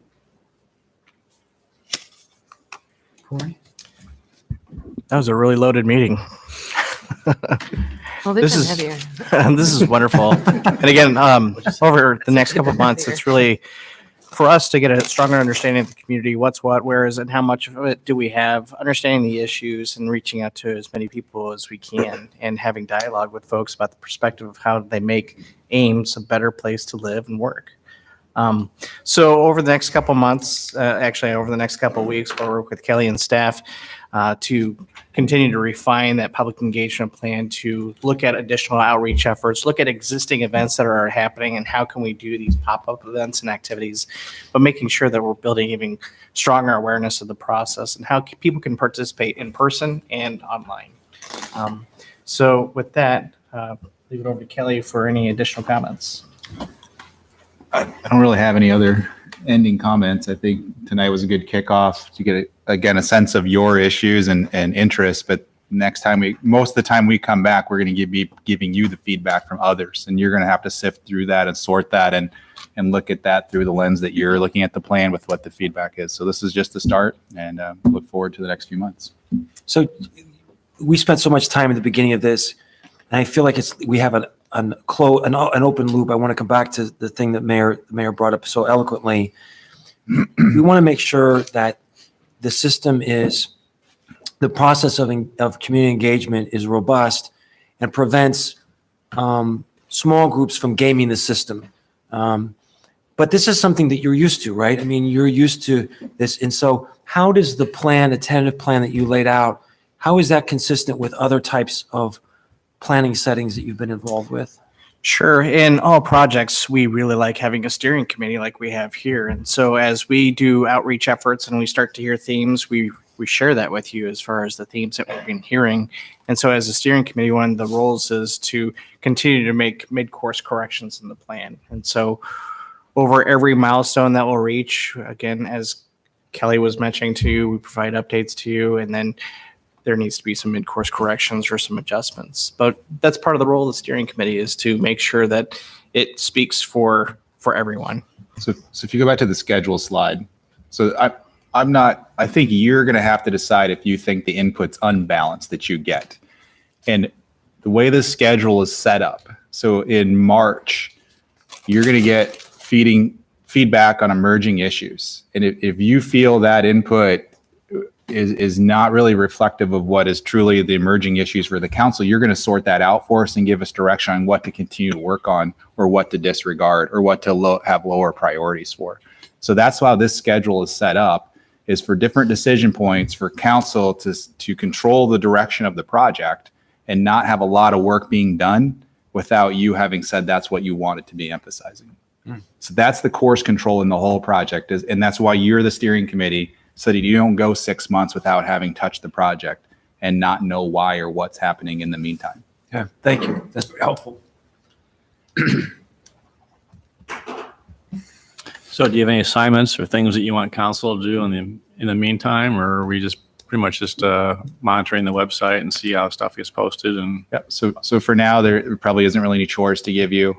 We'll be putting the websites together, getting an advertising campaign kind of together. So it's a good kickoff for us, and then the public will start to get invited to participate in another 6 weeks or so. so as we talk this up, who do we point people who are interested in participating to? Does that go to you, Kelly, or how do we go Well, about that? So make sure that The they, way the publicinput.com is going to be set up, I assume is there's places for people to provide input, to make comments on things, both active engagement that we're seeking or to contact us if they have things to just send to us, and we'll keep a record of that and pass it along as appropriate. To start with, we're going to have, just as a landing page for people, is the cityofames.org/comp plan. And then from there, we'll get you to the resources that are available. That'll lead you to RDG and to the more formal website. But that's what we're going to start doing, is pointing people to cityofames.org/comp plan. so on the comp plan page, there'll be an easy access to a schedule of events and when they can look at and see. So we can just as soon not answer their questions, basically say, go here, here's where you can get the information, so that they can be self-directed. Because you want to get this out, orally as well as, in writing and other campaigns. Yep. We want people to be able to see the information, and then if they want to follow us, be able to register to follow us, so they can be involved in the next 18 months and collect their email and be able to contact them and let them know things are happening. So we've seen that in other projects, both the long range transportation planning project, the Lincoln Way corridor plan. I mean, it didn't feel like that at the end of the corridor plan, but we had amassed an email contact list of 300 to 400 people that were following the project. Obviously, they didn't all come to the meeting at the end when you adopted the plan, but it does start to build over the course of time, a lot of contact. Other questions for staff and RDG? Anything else for us? Thank you. All right. Thank you very much. We will take a 7-minute recess and we'll reconvene at 6 o'clock.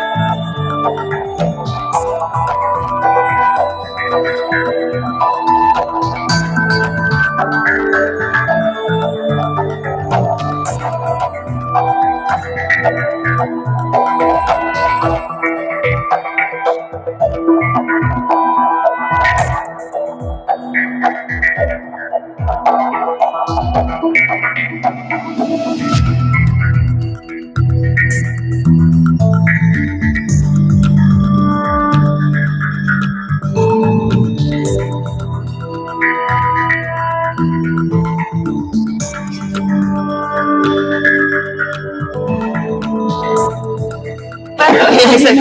suggested that. That's a great idea. We could put like a big one on. Good evening, everybody. We actually are going to be continuing the regular meeting of the Ames City Council for December 18th.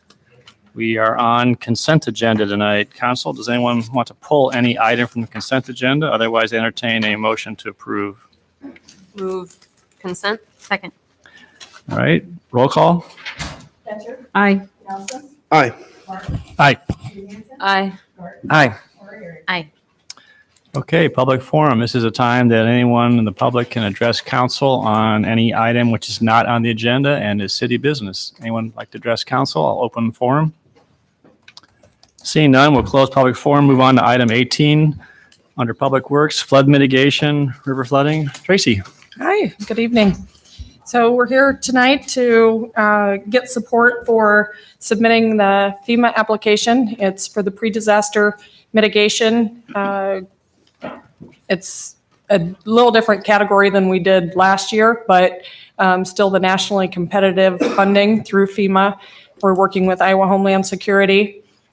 Typically, we're looking for a benefit cost over 1.0. And we've gotten the feedback from our application last year, and we have addressed everything, and we're at 3.6 as far as benefit cost. So well over 1. Feel like we have documentable damage, and they're really focused a lot on the residential damage for sure, compared to the commercial is what they seem to really focus in on. So with the resolution supporting it and designating me as an authorized representative, then I will sign those documents and we will get that submitted. I will be spending most of tomorrow down at Iowa Homeland Security with them, making sure that the documents are in order and that application's getting entered into the FEMA system. Questions for Tracy? Can you comment on timeline, Tracy, like when we might know about the, or what notification on that in terms of? So they have some nice long review periods, and usually they give us an indication of when we'll hear this. This really would be for a 2020 construction. We would be hearing from them, get it submitted in the early part of the 2019, but we actually hear back for a few months after that, and then the funding does not become available until January of 2020. And then I just had just a quick question. On your 2 paragraphs on page 1, it says, including construction, engineering, and land acquisition in the $5,040,000. And then in paragraph 2, it talks about not included as part of the 1.26 million. Can you just help me understand that a little bit? So we've gone forward and hired the engineering consultant to be working on the design. And then we've also gotten some appraisals of the lands, but out of that local funding, we've already used some of the engineering and basically engineering it up front ahead of this application to have a stronger application. And so then when we need a local match, some of what we've already issued, that engineering comes out of that. So we'll need to allocate some additional funding here in the capital improvements plan that you'll see the draft of in January. So the total project is a 5.04 million. Yes. Plus 1.26 million plus some additional engineering and land acquisition costs. Is that right? Or Plus the engineering and then whatever you decide on land acquisition. Yeah. Mm-hmm. Okay. We haven't actually, it's just been the appraisals for a few $1,000s. We haven't actually acquired anything. Right. Any other questions for Tracy? Otherwise, council, we did get a request to pull item C tonight, and we'll get to that in a minute. We want to table that to a date certain in January, but we'll entertain motion on item A, 18A, and item 18B tonight. I would move item 18A and B. Second. Okay. Discussion?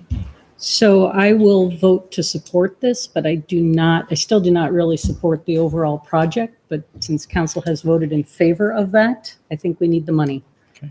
So. All right. Roll call, please. Aye. Aye.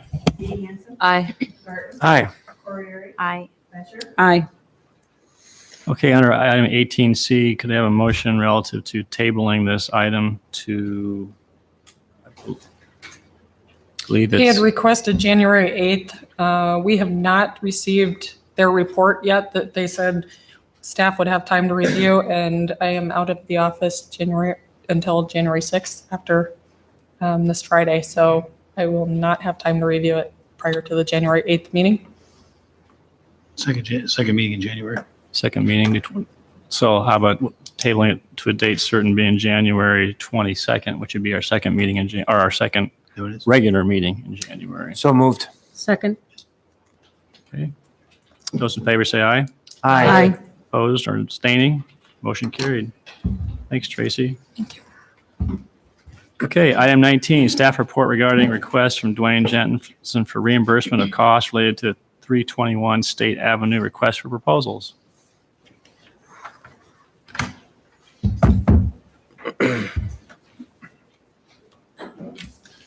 Good evening, City Council. You referred this to us in response to a request from Dwayne Jensen from J Corp. We had been in negotiations on entering into a development agreement with 321 State Avenue for development of single-family homes last year. He was the respondent to our RFP, and in that process, he developed two proposals for us, an initial proposal that the City Council said we couldn't afford, and asked if he'd be interested in trying to revise it to have a lower cost project, which he did. And council asked us then to continue negotiating through with that proposal. Ultimately, in the process, there was a lot of questions about cost. The City Council had said in the RFP, we have a number, a dollar value that we were willing to put forward into the project as CDBG funds. And there's a lot of questions about cost. And as part of that process to help define the cost of the project, improvement plans were prepared for public infrastructure. Ultimately, those plans were prepared by Fox Engineering at the request of J Corp. The city took those plans from J Corp and put them out for public bid so we could get formal bids. When those results came back in December, or actually they came back in November, we continued to look at how the project could be completed and what the development agreement would include. And ultimately, in January of 2018, the developer and the City Council chose to part ways and not enter into a development agreement. As part of that process, J Corp did incur personal costs in part of preparing those plans as part of the response to our proposal. What we had maintained throughout the process was that the city has limits on how we can award contracts. We have to go through public bidding processes. So there wasn't ways to secure services without going through public bid process, and nor did we enter into development agreement to say what costs would be covered by the city and reimbursed as they were incurred. So at this point, city staff is saying that we don't have the ability to reimburse or provide payment for costs associated with preparing that proposal last year. And we provided the staff report with you, which is really based on the RFP structure and the direction of how to negotiate on why there weren't costs brought to the City Council for approval and how they were done through the negotiation process. Questions for Kelly or for John? Really probably got one for Mark. In the RFP, we have no real legal liability for payment.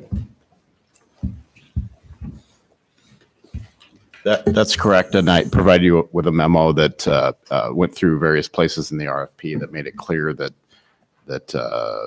developing plans would be at the developer's own risk. So, John, you sent an email earlier today about your estimate of what was used from that design, the Fox design, what ended up in the final plans that were used to construct TRIP. You put a dollar value on that. But we received a communication a little bit later on this afternoon from Fox Engineering relating to the stormwater plan. Does anybody have any sort of input on whether or not we used the stormwater plan that Fox prepared to build that project? From my understanding, the stormwater plan was developed to provide the amount of fill that was needed for the roadway. So it was developed to get that quantity of soil that was needed for the roadway, and then also used as then stormwater management after the fact. It was at the low point of the subdivision, from what I understand. It was in general terms of shape similar to the one that Fox had, but because of how the roadway was designed through our software and through our staff and the amount of soil that then was needed to support that design, everything was specific to the design that our staff developed. Okay, thank you. So we may get into the weeds a little bit in terms of particular numbers tonight, but if you could help me think about this conceptually. So the city engages contractors in all kinds of ways for all the kinds of infrastructure that we're doing. And for the first time in the 5 years I've served, this is the first time a contractor has come back to us and said, in fairness, we're being shafted. You're not treating us fairly. And so I need help just conceptually. Contractors will engage their efforts on projects that might not come to fruition. And we say that's a cost of doing business. And that's just part of, if Chris is going to do a bid on a project as a contractor, he may do a tremendous amount of work on developing that bid, but ultimately he may not get it. And that's a cost of doing business for a contractor. And so I want to tease out, if we can, is this more like that situation where a contractor has provided services but really doesn't have any right to be reimbursed for that? Or is there something else here? Because this feels a bit unique. And so we have the issue that Mark, and I appreciate your effort, we may not have a legal basis or a legal necessity for paying, but we may have a moral one. And this, in the big scheme of things, the amount of money here is not a large sum of money, but we're tasked with representing the community well in terms of our values and priorities, and we want to treat people fairly. So that's a long-winded question, but how is this similar or different in the way in which we deal with other contractors?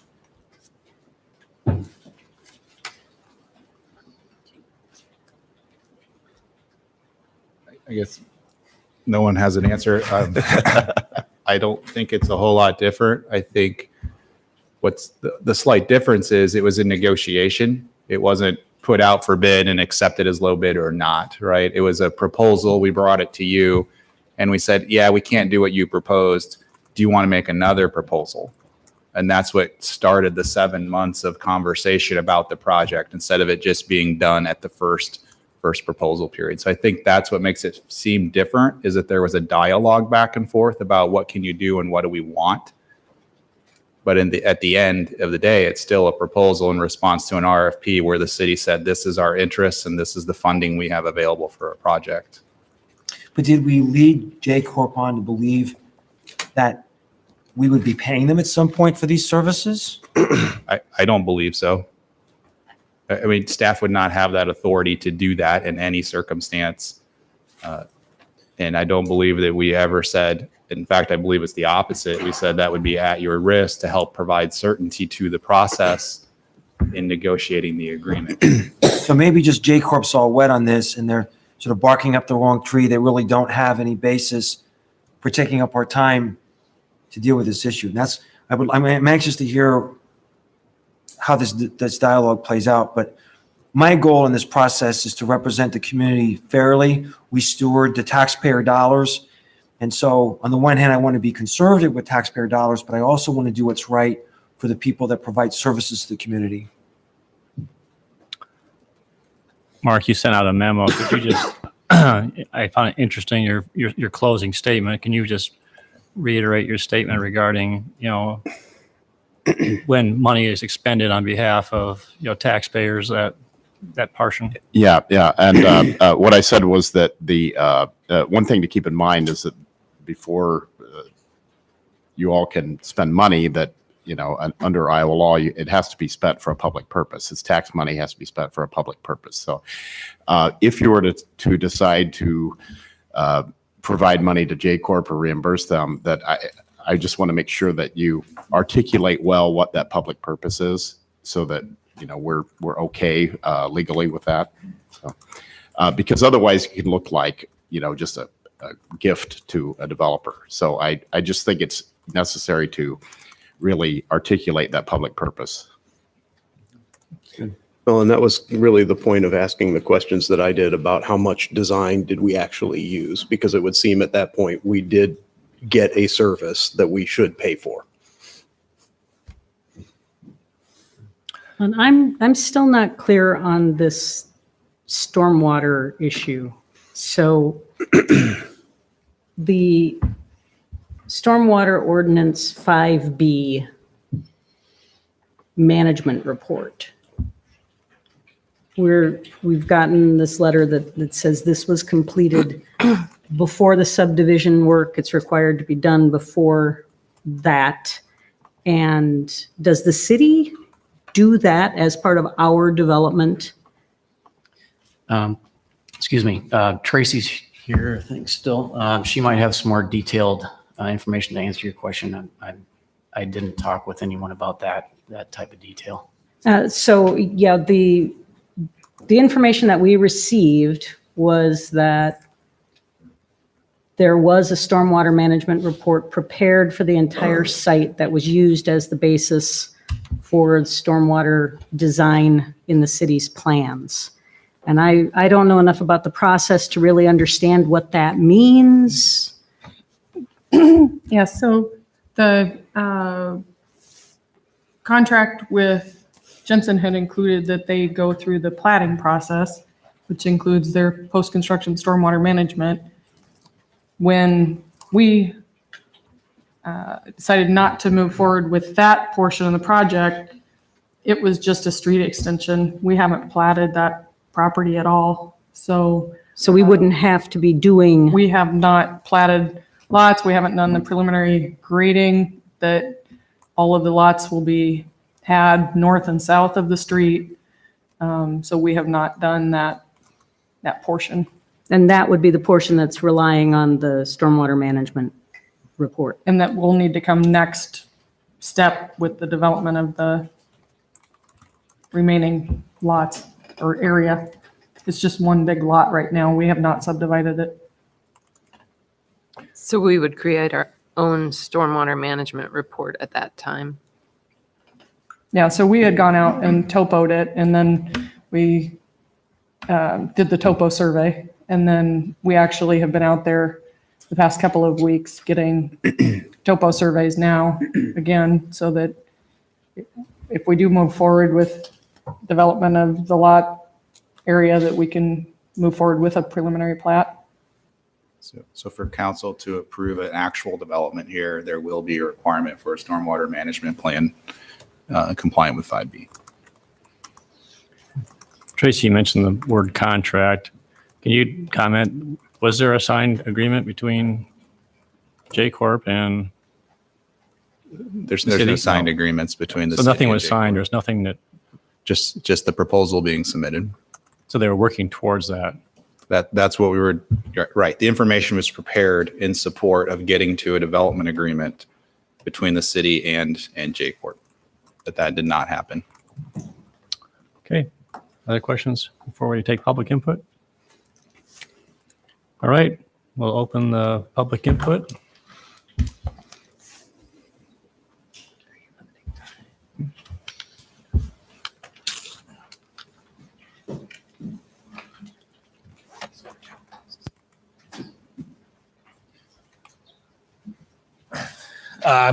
Ben Jensen, 708 Highway 69 Huxley.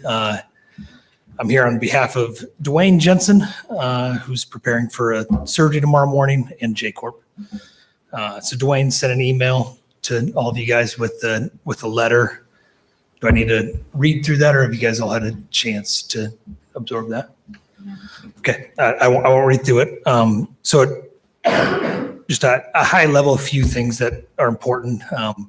Some of this is going to be talking for myself. Most of it's going to be talking for my dad. The most important, or not the most, one of the most important things is time and time again, this is coming up as Dwayne Jensen has asked for money. He's asked for reimbursement, and that's never been true. So it's very important that we stop saying that. So Gloria asked initially for, hey, can we look at ways that J-Corp could be reimbursed for what they've done in this partnership? And Tim, you also supported that back in January. So J-Corp's not here on our knees asking for money. You guys, you're right, legally, you don't owe us a dime. It's fine. But just like we do with every other project and bidding, we go forth and we feel like we have a partner, and the partner is a partner. So we're going to go through this project, and we're going to work forward this to come to completion. And if it doesn't, it's messy, and we've got bills to pay, and we have to figure that out. And we haven't really felt like that partnership's, the partnership fell apart, but the back end of that, where it's been 10 months, 11 months since January, whenever the partnership fell apart, and any conversation of paying bills or trying to make people complete has not come about. Dwayne, maybe a few months ago, brought that back up to council's attention.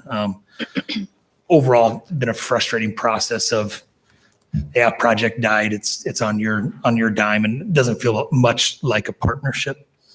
I think another important part is when we talk about stormwater management, we talk about this street.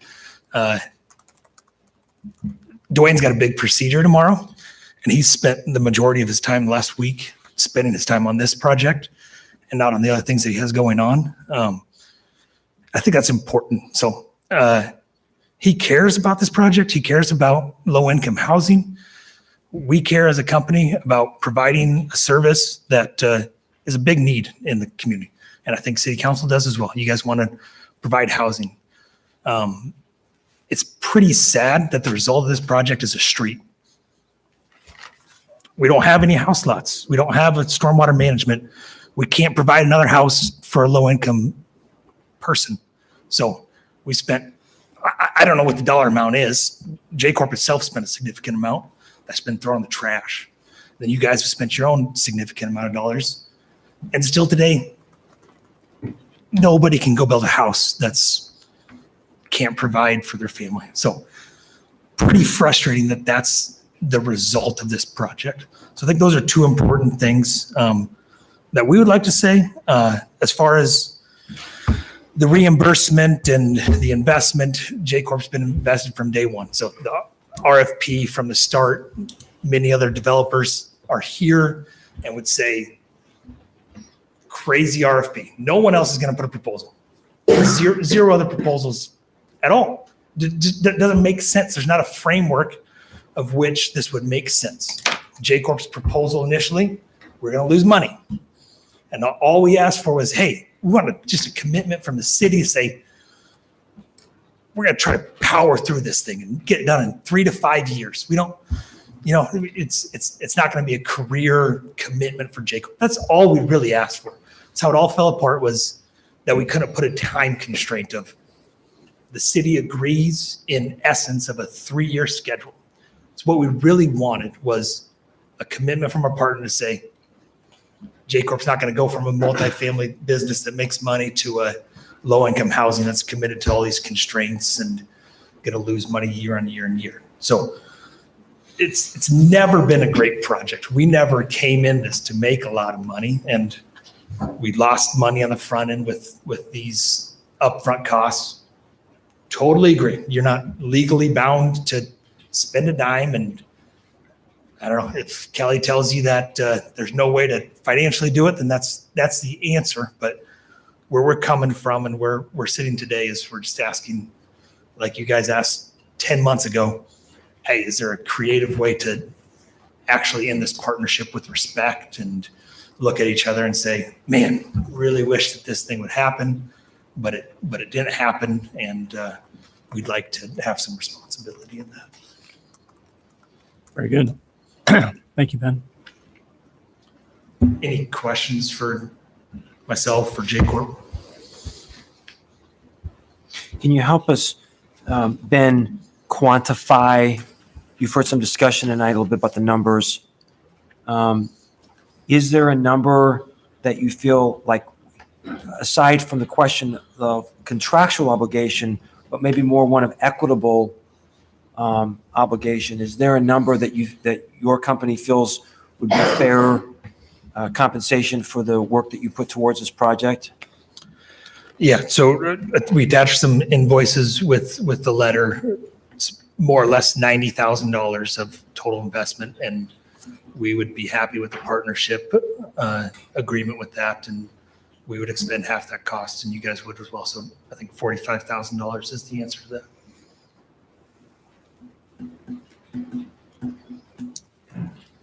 Okay, anything else? All right. Thanks, Ben. Others? Okay, seeing none, we'll go ahead and close public comment. Council? Is there a motion? One of the things that, I apologize, I feel like I'm taking too much of the oxygen on this. I'm very cognizant about precedents that we set. So we do lots of construction projects here. So the way in which we handle this situation, I want to be cognizant. Someone else who is similarly situated could say, well, you did this for J-Corp, you need to treat us in a similar fashion. I just want that to be both positive and negative, right?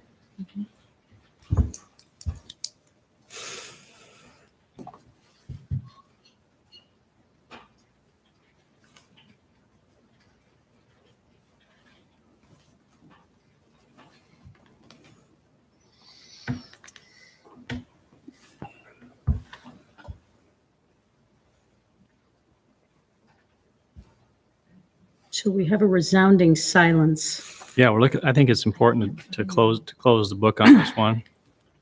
I think it's appropriate for a motion to be made to. Well, I'm the person who made the motion that we look at this in the first place. And the reason I made that motion was because I did think that this was a unique situation in many ways. And I wanted to know whether this was something that was either possible or advisable. And we've gotten our reports, which I read as it's possible, but it's probably not advisable because of the precedent-setting nature of this. I'm still not sure whether I understand the stormwater management report issue and whether, I guess we're doing our own in the future because the topography of the site has changed and whatever was done previously would no longer be valid. Yeah, as part of the, well, I don't know what the plan is moving forward with the preliminary platting, if another RFP will be going out for platting and the stormwater management plan creation, or whether our engineering staff will be doing it. But somebody will need to preliminary plat, do the stormwater management, and then final plat it in order to establish lots. So until a final plat is done, then we don't even have legal lots, except for one big lot. So in my mind, the two expenses that initially I thought we could be reimbursing for would be any aspects of the plan that we used or the stormwater management plan. But it sounds like the stormwater management plan is also not something that's actually going to be used because we are not platting the site. So I want to have it on the record that it was not Dwayne who asked for reimbursement on this. I did start that issue. And I'm sorry if that has come out in other ways misrepresenting the situation. I'm going to move that we pay J-Corp for the amount of their plan that we used, which equates to $293 worth of services. That came in a different document, didn't it? That was an email. 293.10. $293.10 for the services that were rendered to create the center line for the road, Vertical profile. the vertical profile for Trip Street Extension. Is there a second? I'll second. Just, I want to hear what people would say, I guess. Discussion? This just seems like Piddly? a paltry amount. And I know your intentions are good, but I can't, it just feels like as an insult to give someone $293. I mean, yeah, that's all I want to say on that.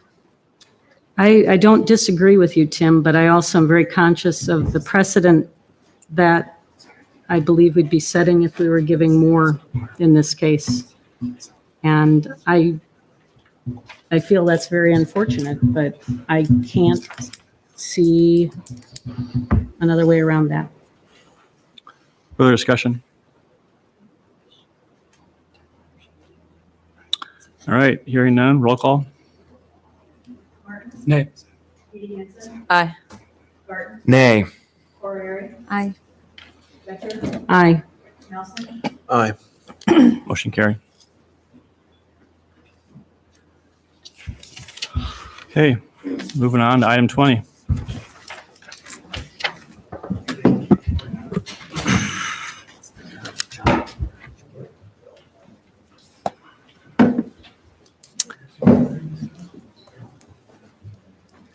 Staff report regarding a requirement for individual metering of water usage in multi-unit buildings. John? Good evening, Mayor and Council. In November, you gave us direction to bring this back to you for further discussion regarding the language in Chapter 28 that requires individual water metering of multi-unit residential properties. And I've got just a few comments I'd like to share with you as you reconsider this requirement. First, the reason we proposed it to you is because that's our responsibility as the water utility. We're supposed to be your champions for water conservation. And so we see it as our obligation to bring you ideas and concepts that promote water conservation. In this particular case, arguably the leading expert in the world on water conservation, the American Water Works Association and their partners at the Water Research Foundation, have done studies that showed that when the person who's using the water is the same person who's writing the check for the water, the consumption goes down. And it's kind of a no-brainer conclusion to draw, but they do have statistics that looked at multiple building types across multiple cities in the country. And the conservation level is on the order of about 20% that they see in those situations. So we saw it as a significant opportunity to promote conservation and through that promote the council's goal of sustainability. Now, as I mentioned in March when we talked about this last, you also have a council goal of fostering affordable housing. And there's no argument that I can make to you that says that this does not cost more to construct and to maintain these types of facilities. So what it really comes down to is a policy issue for you. And would the elimination of this requirement significantly hamper our conservation efforts in the city? No, it won't, because conservation, to get there, it's like a journey, right? It's not one single step. It's multiple steps that get you to where you want to be on that goal. Similarly, would retaining this requirement significantly harm the goal of affordable housing? I don't think that it would, for the same reasons that there's multiple factors that go into that. So the policy decision that you've got in front of you, I would even frame it that it's not one that requires you to choose between which of those two goals you think is most important, because you don't have a right versus wrong solution here. It's right versus right. It's a question of which alternative on this do you think most furthers the council goals. And so that's what the issue is. Obviously, I'm biased in favor of conservation. That's the role that you asked me to play. But I recognize there's other folks here tonight who want to share from their perspective what the impact of this would be as well. So those are the comments I have for you if you have any questions. Any questions for John? Thanks, John. All right, I have 2 cards here, so we'll start that with public input. And Jerry Cable, you want to come in? And I would ask if you would endeavor to keep your comments to 3 minutes or less. That'd be appreciated. Thanks, Good Jerry. evening. My name is Jerry Cable, and I'm against this change of policy. As a landlord myself, I watch the water bill, believe me. And if it's higher one month than it was before, I find out why. And I think all landlords would do that. Secondly, the additional cost, I hear you talking about affordable housing again. I would estimate it's going to cost at least $2,000 per apartment to go to the separate metering because of the fact we've got to put a water heater in every apartment. We got to build a room for that water heater. I've got to put as a plumber, and I've been doing this for 56 years, by the way, I'll have to put a floor drain in there, which won't do much good because the floor's not sloped to the drain. So when the water heater leaks, it's going to go all over the apartment anyway and ruin 2 or 3 ceilings on the way. So I think it's a bad idea. Also, it's going to take up more room for the meters, that's a bigger room. So there's more space taken up that you can't rent. That's going to increase the cost of rent per apartment. Now we have really high efficiency water heaters that we put in apartments, gas fire. They're very, very efficient.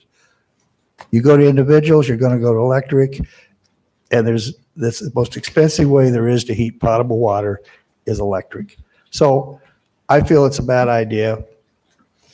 And the extra piping, you got more chances for problems there too. So that's my opinion. Any questions for me? Thank you. Thank you, Jerry. And I think it's Robert, is it Bran or Brow? Braun? I support whatever you say. Thank you. I love you. Anybody else? All right, close public input. Council? I'll go ahead and move option 2. Second. And would you share what that is? That would allow multifamily residential units to be master metered. Been moved and seconded. Discussion? We do need to change the effective date. Should that be in this motion or a separate motion? Should a separate motion. Okay. It just won't become effective in January, right? Because this was a change that was waiting till January 1st of 2019 to take effect, so it just won't. It's just part of an This ordinance won't right take now. effect.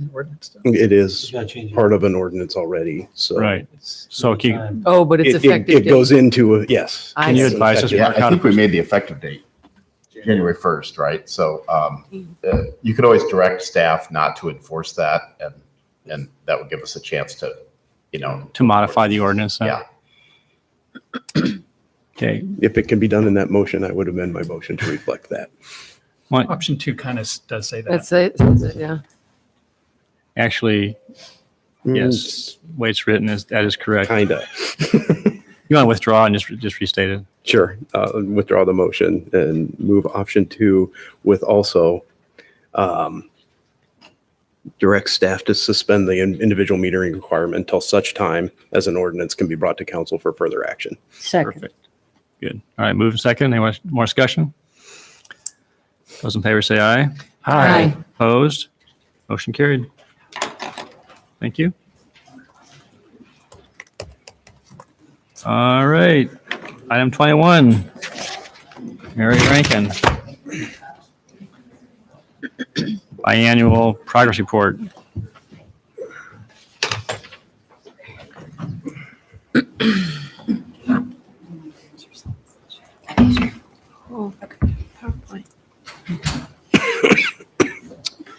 Good evening. I'm here to introduce Mary Rankin. It should be coming on just here to introduce Mary Rankin, who has been our sustainability coordinator at the City of Ames since 2010. And since that time, she has worked for us as a 1-quarter employee. And as part of her contract and scope of services, Mary and I meet every month to go over. You talk every week. We do talk every week. We meet monthly to talk about progress that we've made on the scope of services. And then twice yearly, Mary comes before the council, either submitting a report or doing a presentation. And at this point, we thought it would be a good point just to showcase a few of the things that we've accomplished in the last 6 months. So I'll let Mary go from here. Fabulous. Yes. Thanks, Council. As Susan mentioned, there were some things that happened in the last 6 months that we thought would be exciting to highlight for you. So to get right to it, I'm doing it correctly. Oh, thank you. You've been hearing a lot about the beneficial waste project that we have been doing related to ensuring beneficial waste comes to the Resource Recovery Center. We're excited that the final draft pieces are coming to us now related to the consultant report from SCS Engineers. Just to remind council, this has actually been a four-prong approach, considering how we can ensure the most beneficial waste goes to the Resource Recovery Center, and then identifying beneficial outlets for waste that's considered non-beneficial for the Resource Recovery Center. To that end, we've done a waste sort. We've done surveys both with residents and businesses. We have had consultants work for us and with us related to identifying outlets for non-beneficial waste, and also then looking at comparative communities with similar demographics and similar amenities that we have in Ames toward then putting together this final report. As is noted on this slide, and you would have in front of you the full report, there are 5 primary discussion areas that are being fleshed out and that are included in the report. And to that end, we are excited to start digging into those, coming back to council January 22nd with regard to action items we are planning on moving forward with in the next 6 months and certainly beyond. I would also mention as a side note, some piece related to beneficial waste that we have been pursuing is looking at ensuring we can get more awareness and exposure related to our backyard compost rebate program. That currently is within the Smart Watersheds website. We have already had 18 applications submitted to that in the last couple of months that we've really been trying to get some more exposure. So we're looking forward to that increasing as well. What sort of applications are those? This is for a rebate. If you go out as a homeowner and purchase a backyard composter, it can be any sort of system that you like and that works effectively for you and your situation, then you can apply for a rebate. So those are individual applicants then, Correct. not services that would serve any broader community. Correct. That's what we have available to us at this moment. From that final report, recommendations related to organic waste specifically are being put forth, and those are the items that we'll be able to provide more information. Thank you. January 22nd. Related to the Smart Business Challenge, a couple things to note. We've had the wonderful benefit of having the same intern team here for 2 consecutive years now. That intern team has really dug in the last 6 months. We now have an additional 8 business participants. We're up to 34. We also have new certifications. So we currently have 18 certified businesses. I would mention that we've had another platinum business come on board, and that is Mary Grayley. This intern group has also looked at visioning the future for the Smart Business Challenge program, ensuring that it offers the most value to participants, and also ensuring sort of a level playing field for other participants just joining the challenge, and ensuring that they are getting value related to resources and opportunities that can be identified for them. We also will be doing our 2nd annual recognition event. It's exciting that now the recognition event has become an annual event, and that is scheduled for January 24th. Related to ensuring the integrity and the value of the program, we also actually hosted a visionary discussion with all of our platinum members and got a lot of great feedback from them that we're excited to be putting in place. I would also mention that we had back-to-back International Sustainability Conference appearances related to the work that the city and the university are doing. Last year, I presented a poster session related to my combined contract, and this year, actually, the interns presented specifically on the Smart Business Challenge. So we're excited to have that international recognition 2 years in a row. So I can just add, so having interns go out into the community and represent your organization is always kind of a leap of faith. And so having interns 2 years in a row has been very helpful. The interns are able to encapsulate all the city services. They're able to take information about about water and about electricity and connecting people to the right resources. And that's a lot for a student to learn. And so we've been really pleased with our current crop of students, and we'll continue to grow that program. Right. And I would just mention in the visioning discussion meeting that I have listed here, we actually brought in city service staff from water, from waste, also from energy, as well as bringing in the volunteer center from Story County to be able to strategize different opportunities related to all of those sustainability components that we have brought forth in that sustainability checklist for the Smart Business Challenge. Rummage Rampage, it's actually happened since we last met. We were last in front of each other. So just wanted to give a little update. You've probably seen the stats, but they're pretty darn impressive. So this year we diverted 51 ton. Just to remind you, our first year it was 22 ton. Our second year it was 38, and we jumped to 51. So we've actually had a 25,000 pound increase between last year and this year. We also had an increase, and I want to mention, to give you some indication of what that entailed, 200 sofas were actually kept out of the landfill, which is just one item, but 200 sofas. That's a lot to think about. We also increased our sales by $4,000 that we were able to distribute amongst nonprofit organizations in our community. This year, we had 15 organizations that took part. Our first year, we distributed 5,000. Our second year, 14, and our third year, 18. So we've been able to make a nice jump related to that as well. To give you an indication in the vein of sustainability, if you lined up 339 Toyota Priuses, that's the weight of what we kept out of the landfill last year. How many? 339.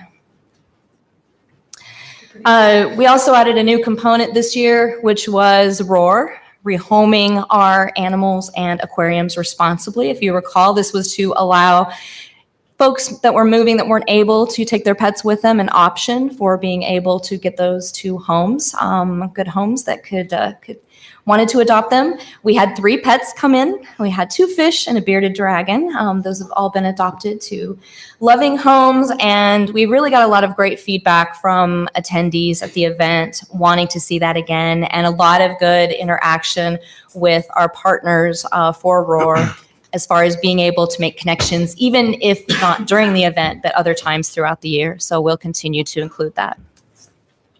So Rummage Rampage involves a lot of different city departments, as you know. We get SciRide involved through the intermodal.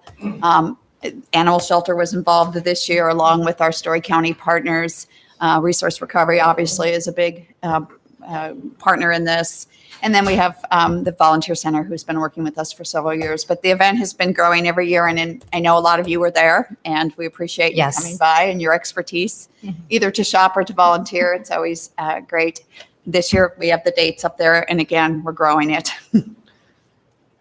So mark your calendars now, July 28th through August 3rd. It's really tricky to find that time, that sort of sweet spot when people are moving in and moving out, and where they can drop things off and pick things up. We're still trying to find that perfect time, but I think we're getting closer. Most definitely. And otherwise, looking forward at the next 6 months until I come back and present to you later this year. Actually, later next year. We're almost there. Certainly, we'll be looking at that final report I mentioned toward beneficial waste going into the Resource Recovery Center. The Smart Business Challenge program will have had its second annual recognition event, and we will be moving forward on those recommendations given in our visioning discussion. And our Rummage Rampage event will be very well planned, and we can give you all the specifics the next time that we meet. And of course, Eco Fair will be coming up, different events as they come up. Certainly, I will be involved in those as I can offer value. Questions for Mary or for Susan? So are we keeping track currently of CO2 for the community or for the city? City, we do a greenhouse gas emissions inventory, yes. And we're doing that inventory now? It has been tracked for, I don't know, how many years? For the city. Yeah. For the city? City organization. Yes. Right. So that's city related to operations. Not the community. Not the Community-wide, we have not done that. Or Oh, sorry, Brian. if I can add some information. So for city operations, we have information going back to about 2001 or 2000. We used to give the council more regular updates as to where we were going with that. The council had adopted a goal. We haven't given you an update in a little while. When was the last time we had an update? I don't remember. We had a discussion towards the end of last calendar year, I remember, about where you wanted to take that next. But I haven't been able to get back to you with an update with the data set. And if we wanted, I don't understand the pragmatics of how you even do one of these things. But what's involved if we wanted to have a survey done for the community? What would that look like? How would we do that? There are a number of components. I would suggest that we would certainly need to have assistance in moving forward with that. Some communities have hired consulting groups to assist them with that. In other community or in other instances, there could be the opportunity to look at partnering opportunities at the university, what expertise lies there, and what time and resource allotment would be available. I think for most communities, what they're doing is they're involved, because there's so many different components related to that, they're involving some sort of consulting entity. There could be a combination of both as well, too, to look at student engagement alongside consulting assistance. So I want us to feel good about SOFA's not going into the landfill, but I don't want us to feel too good about things. And I don't know how else to measure our performance unless we have some kind of benchmark that allows us to see how are we doing on a community basis year by year. And I would like to know how we're doing on CO2 as a city and as a community. I don't know how to move that forward. Is that something I would make a motion? We wouldn't do that now, but at budget time, well, you would tell us to get the information you want and have ready for budget time. So I want to make sure we want to make sure you're clear on what you want. We'll probably use a consulting firm. We'd have to see what it costs. And it's to measure a baseline of CO2 for the community is what you want, right? I think we have a duty to start asking those questions. Again, I'm not trying to minimize. Please don't take it as that. Of course. But I'm really asking a different set of questions. And so if we want to be a data-driven city, we have to have some numbers. So we'd have to find out who does that kind of work, how much it would cost, the time. Give you all that for budget time, I imagine. Can I make a motion related? I would move that we ask staff to prepare a cost estimate for a consultant on this topic. Make sure they understand. I would say in order for us to have that conversation at budget time. The topic. Oh, I'm means sorry. Be very specific because they do all sorts of things related to sustainability. So Yep. I want to quote the right scope. So you want to What would you call that? A Greenhouse gas greenhouse gas inventory. to establish a With the- baseline. With it's just looking called at a greenhouse gas Community-wide. community-wide greenhouse gas inventory. Yeah. I think so. So I'll second that. Okay, discussion? Yeah, it's I think a great goal, something we need to be looking at. So Those in favor say aye. Aye. Opposed or abstaining? Motion carried. Just to clarify, that is providing budgeting or cost amount information related to bringing someone on by the time you do budget. Okay. Yeah, I think we know that we need to know the cost, the time involved, and possible consulting firms so we can send that list out to. And I would just say that my understanding of a climate action plan would take something like this as a prerequisite. Yeah. The greenhouse gas inventory is a prerequisite. Maybe other prerequisites, but I think this would be heading in a direction compatible with that if we were to look at that eventually. That's a good point. It is not the latter, as you said. It's not the whole thing. It gets It's us, not that. no, it gets us the first step. It's not the overall plan. That's a different kind of scope, right? Right. Yes. And communities if you look, Iowa City just completed a plan, Dubuque has completed a plan. That was one of the components, actually. In fact, that some of the consulting groups actually assisted with toward getting the whole plan together. It gets us in position. I think so. So that's my assumption, that it does get us into position. And if anyone, if you, by looking at this, discover that actually doesn't do what we're thinking, then it would be helpful to know that. Of course, absolutely. Okay, other questions from Mary? Comments? So to entertain a motion to accept, actually just be a semi-annual report, right? Not biannual. Yeah. Mid-year, we could go. Semi-annual report, progress report from Sustainability Coordinator. So moved. Second. Chris? Discussion or? Nope. All right, those in favor say aye. Aye. Opposed? Thank you very much. Thank you. All right, item 22, ordinances.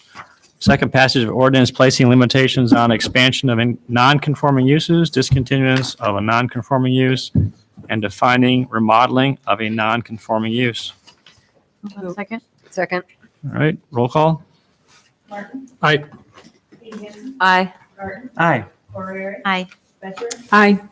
Aye. And second passage of ordinance establishing parking regulations on Suncrest Drive. Move on second. Second. All right, roll call. Aye. Aye. Aye. Aye. Aye. Aye.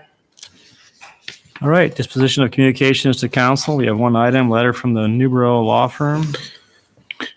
I'd recommend you refer that, actually, it deals with John Dunn. So refer it to Water Pollution Control staff for a report. I would move that we refer this to Water Pollution Control staff for a memo. Second. Okay, those in favor say aye. Aye. Opposed? Carried. All right. Council comments. Ally, why don't you start us tonight? I thought that the comprehensive plan was really interesting, and I really look forward to having a more interactive role.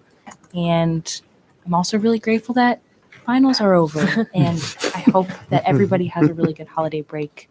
So that's it for me. Very good. Gloria? I thought the comprehensive plan workshop was also very useful, and I'm looking forward to the process. That's it. Nothing tonight? Nothing for me. Nothing for me. I'm sure I speak for the council. We wish Dwayne Jensen the best in his procedure tomorrow. Nothing else. Nothing for me. Well, for David and I, we're completing our first year on council, so it's been a great year and looking forward to 2019. Want to wish everybody a happy holidays, and I think I'll entertain the favorite motion of the night.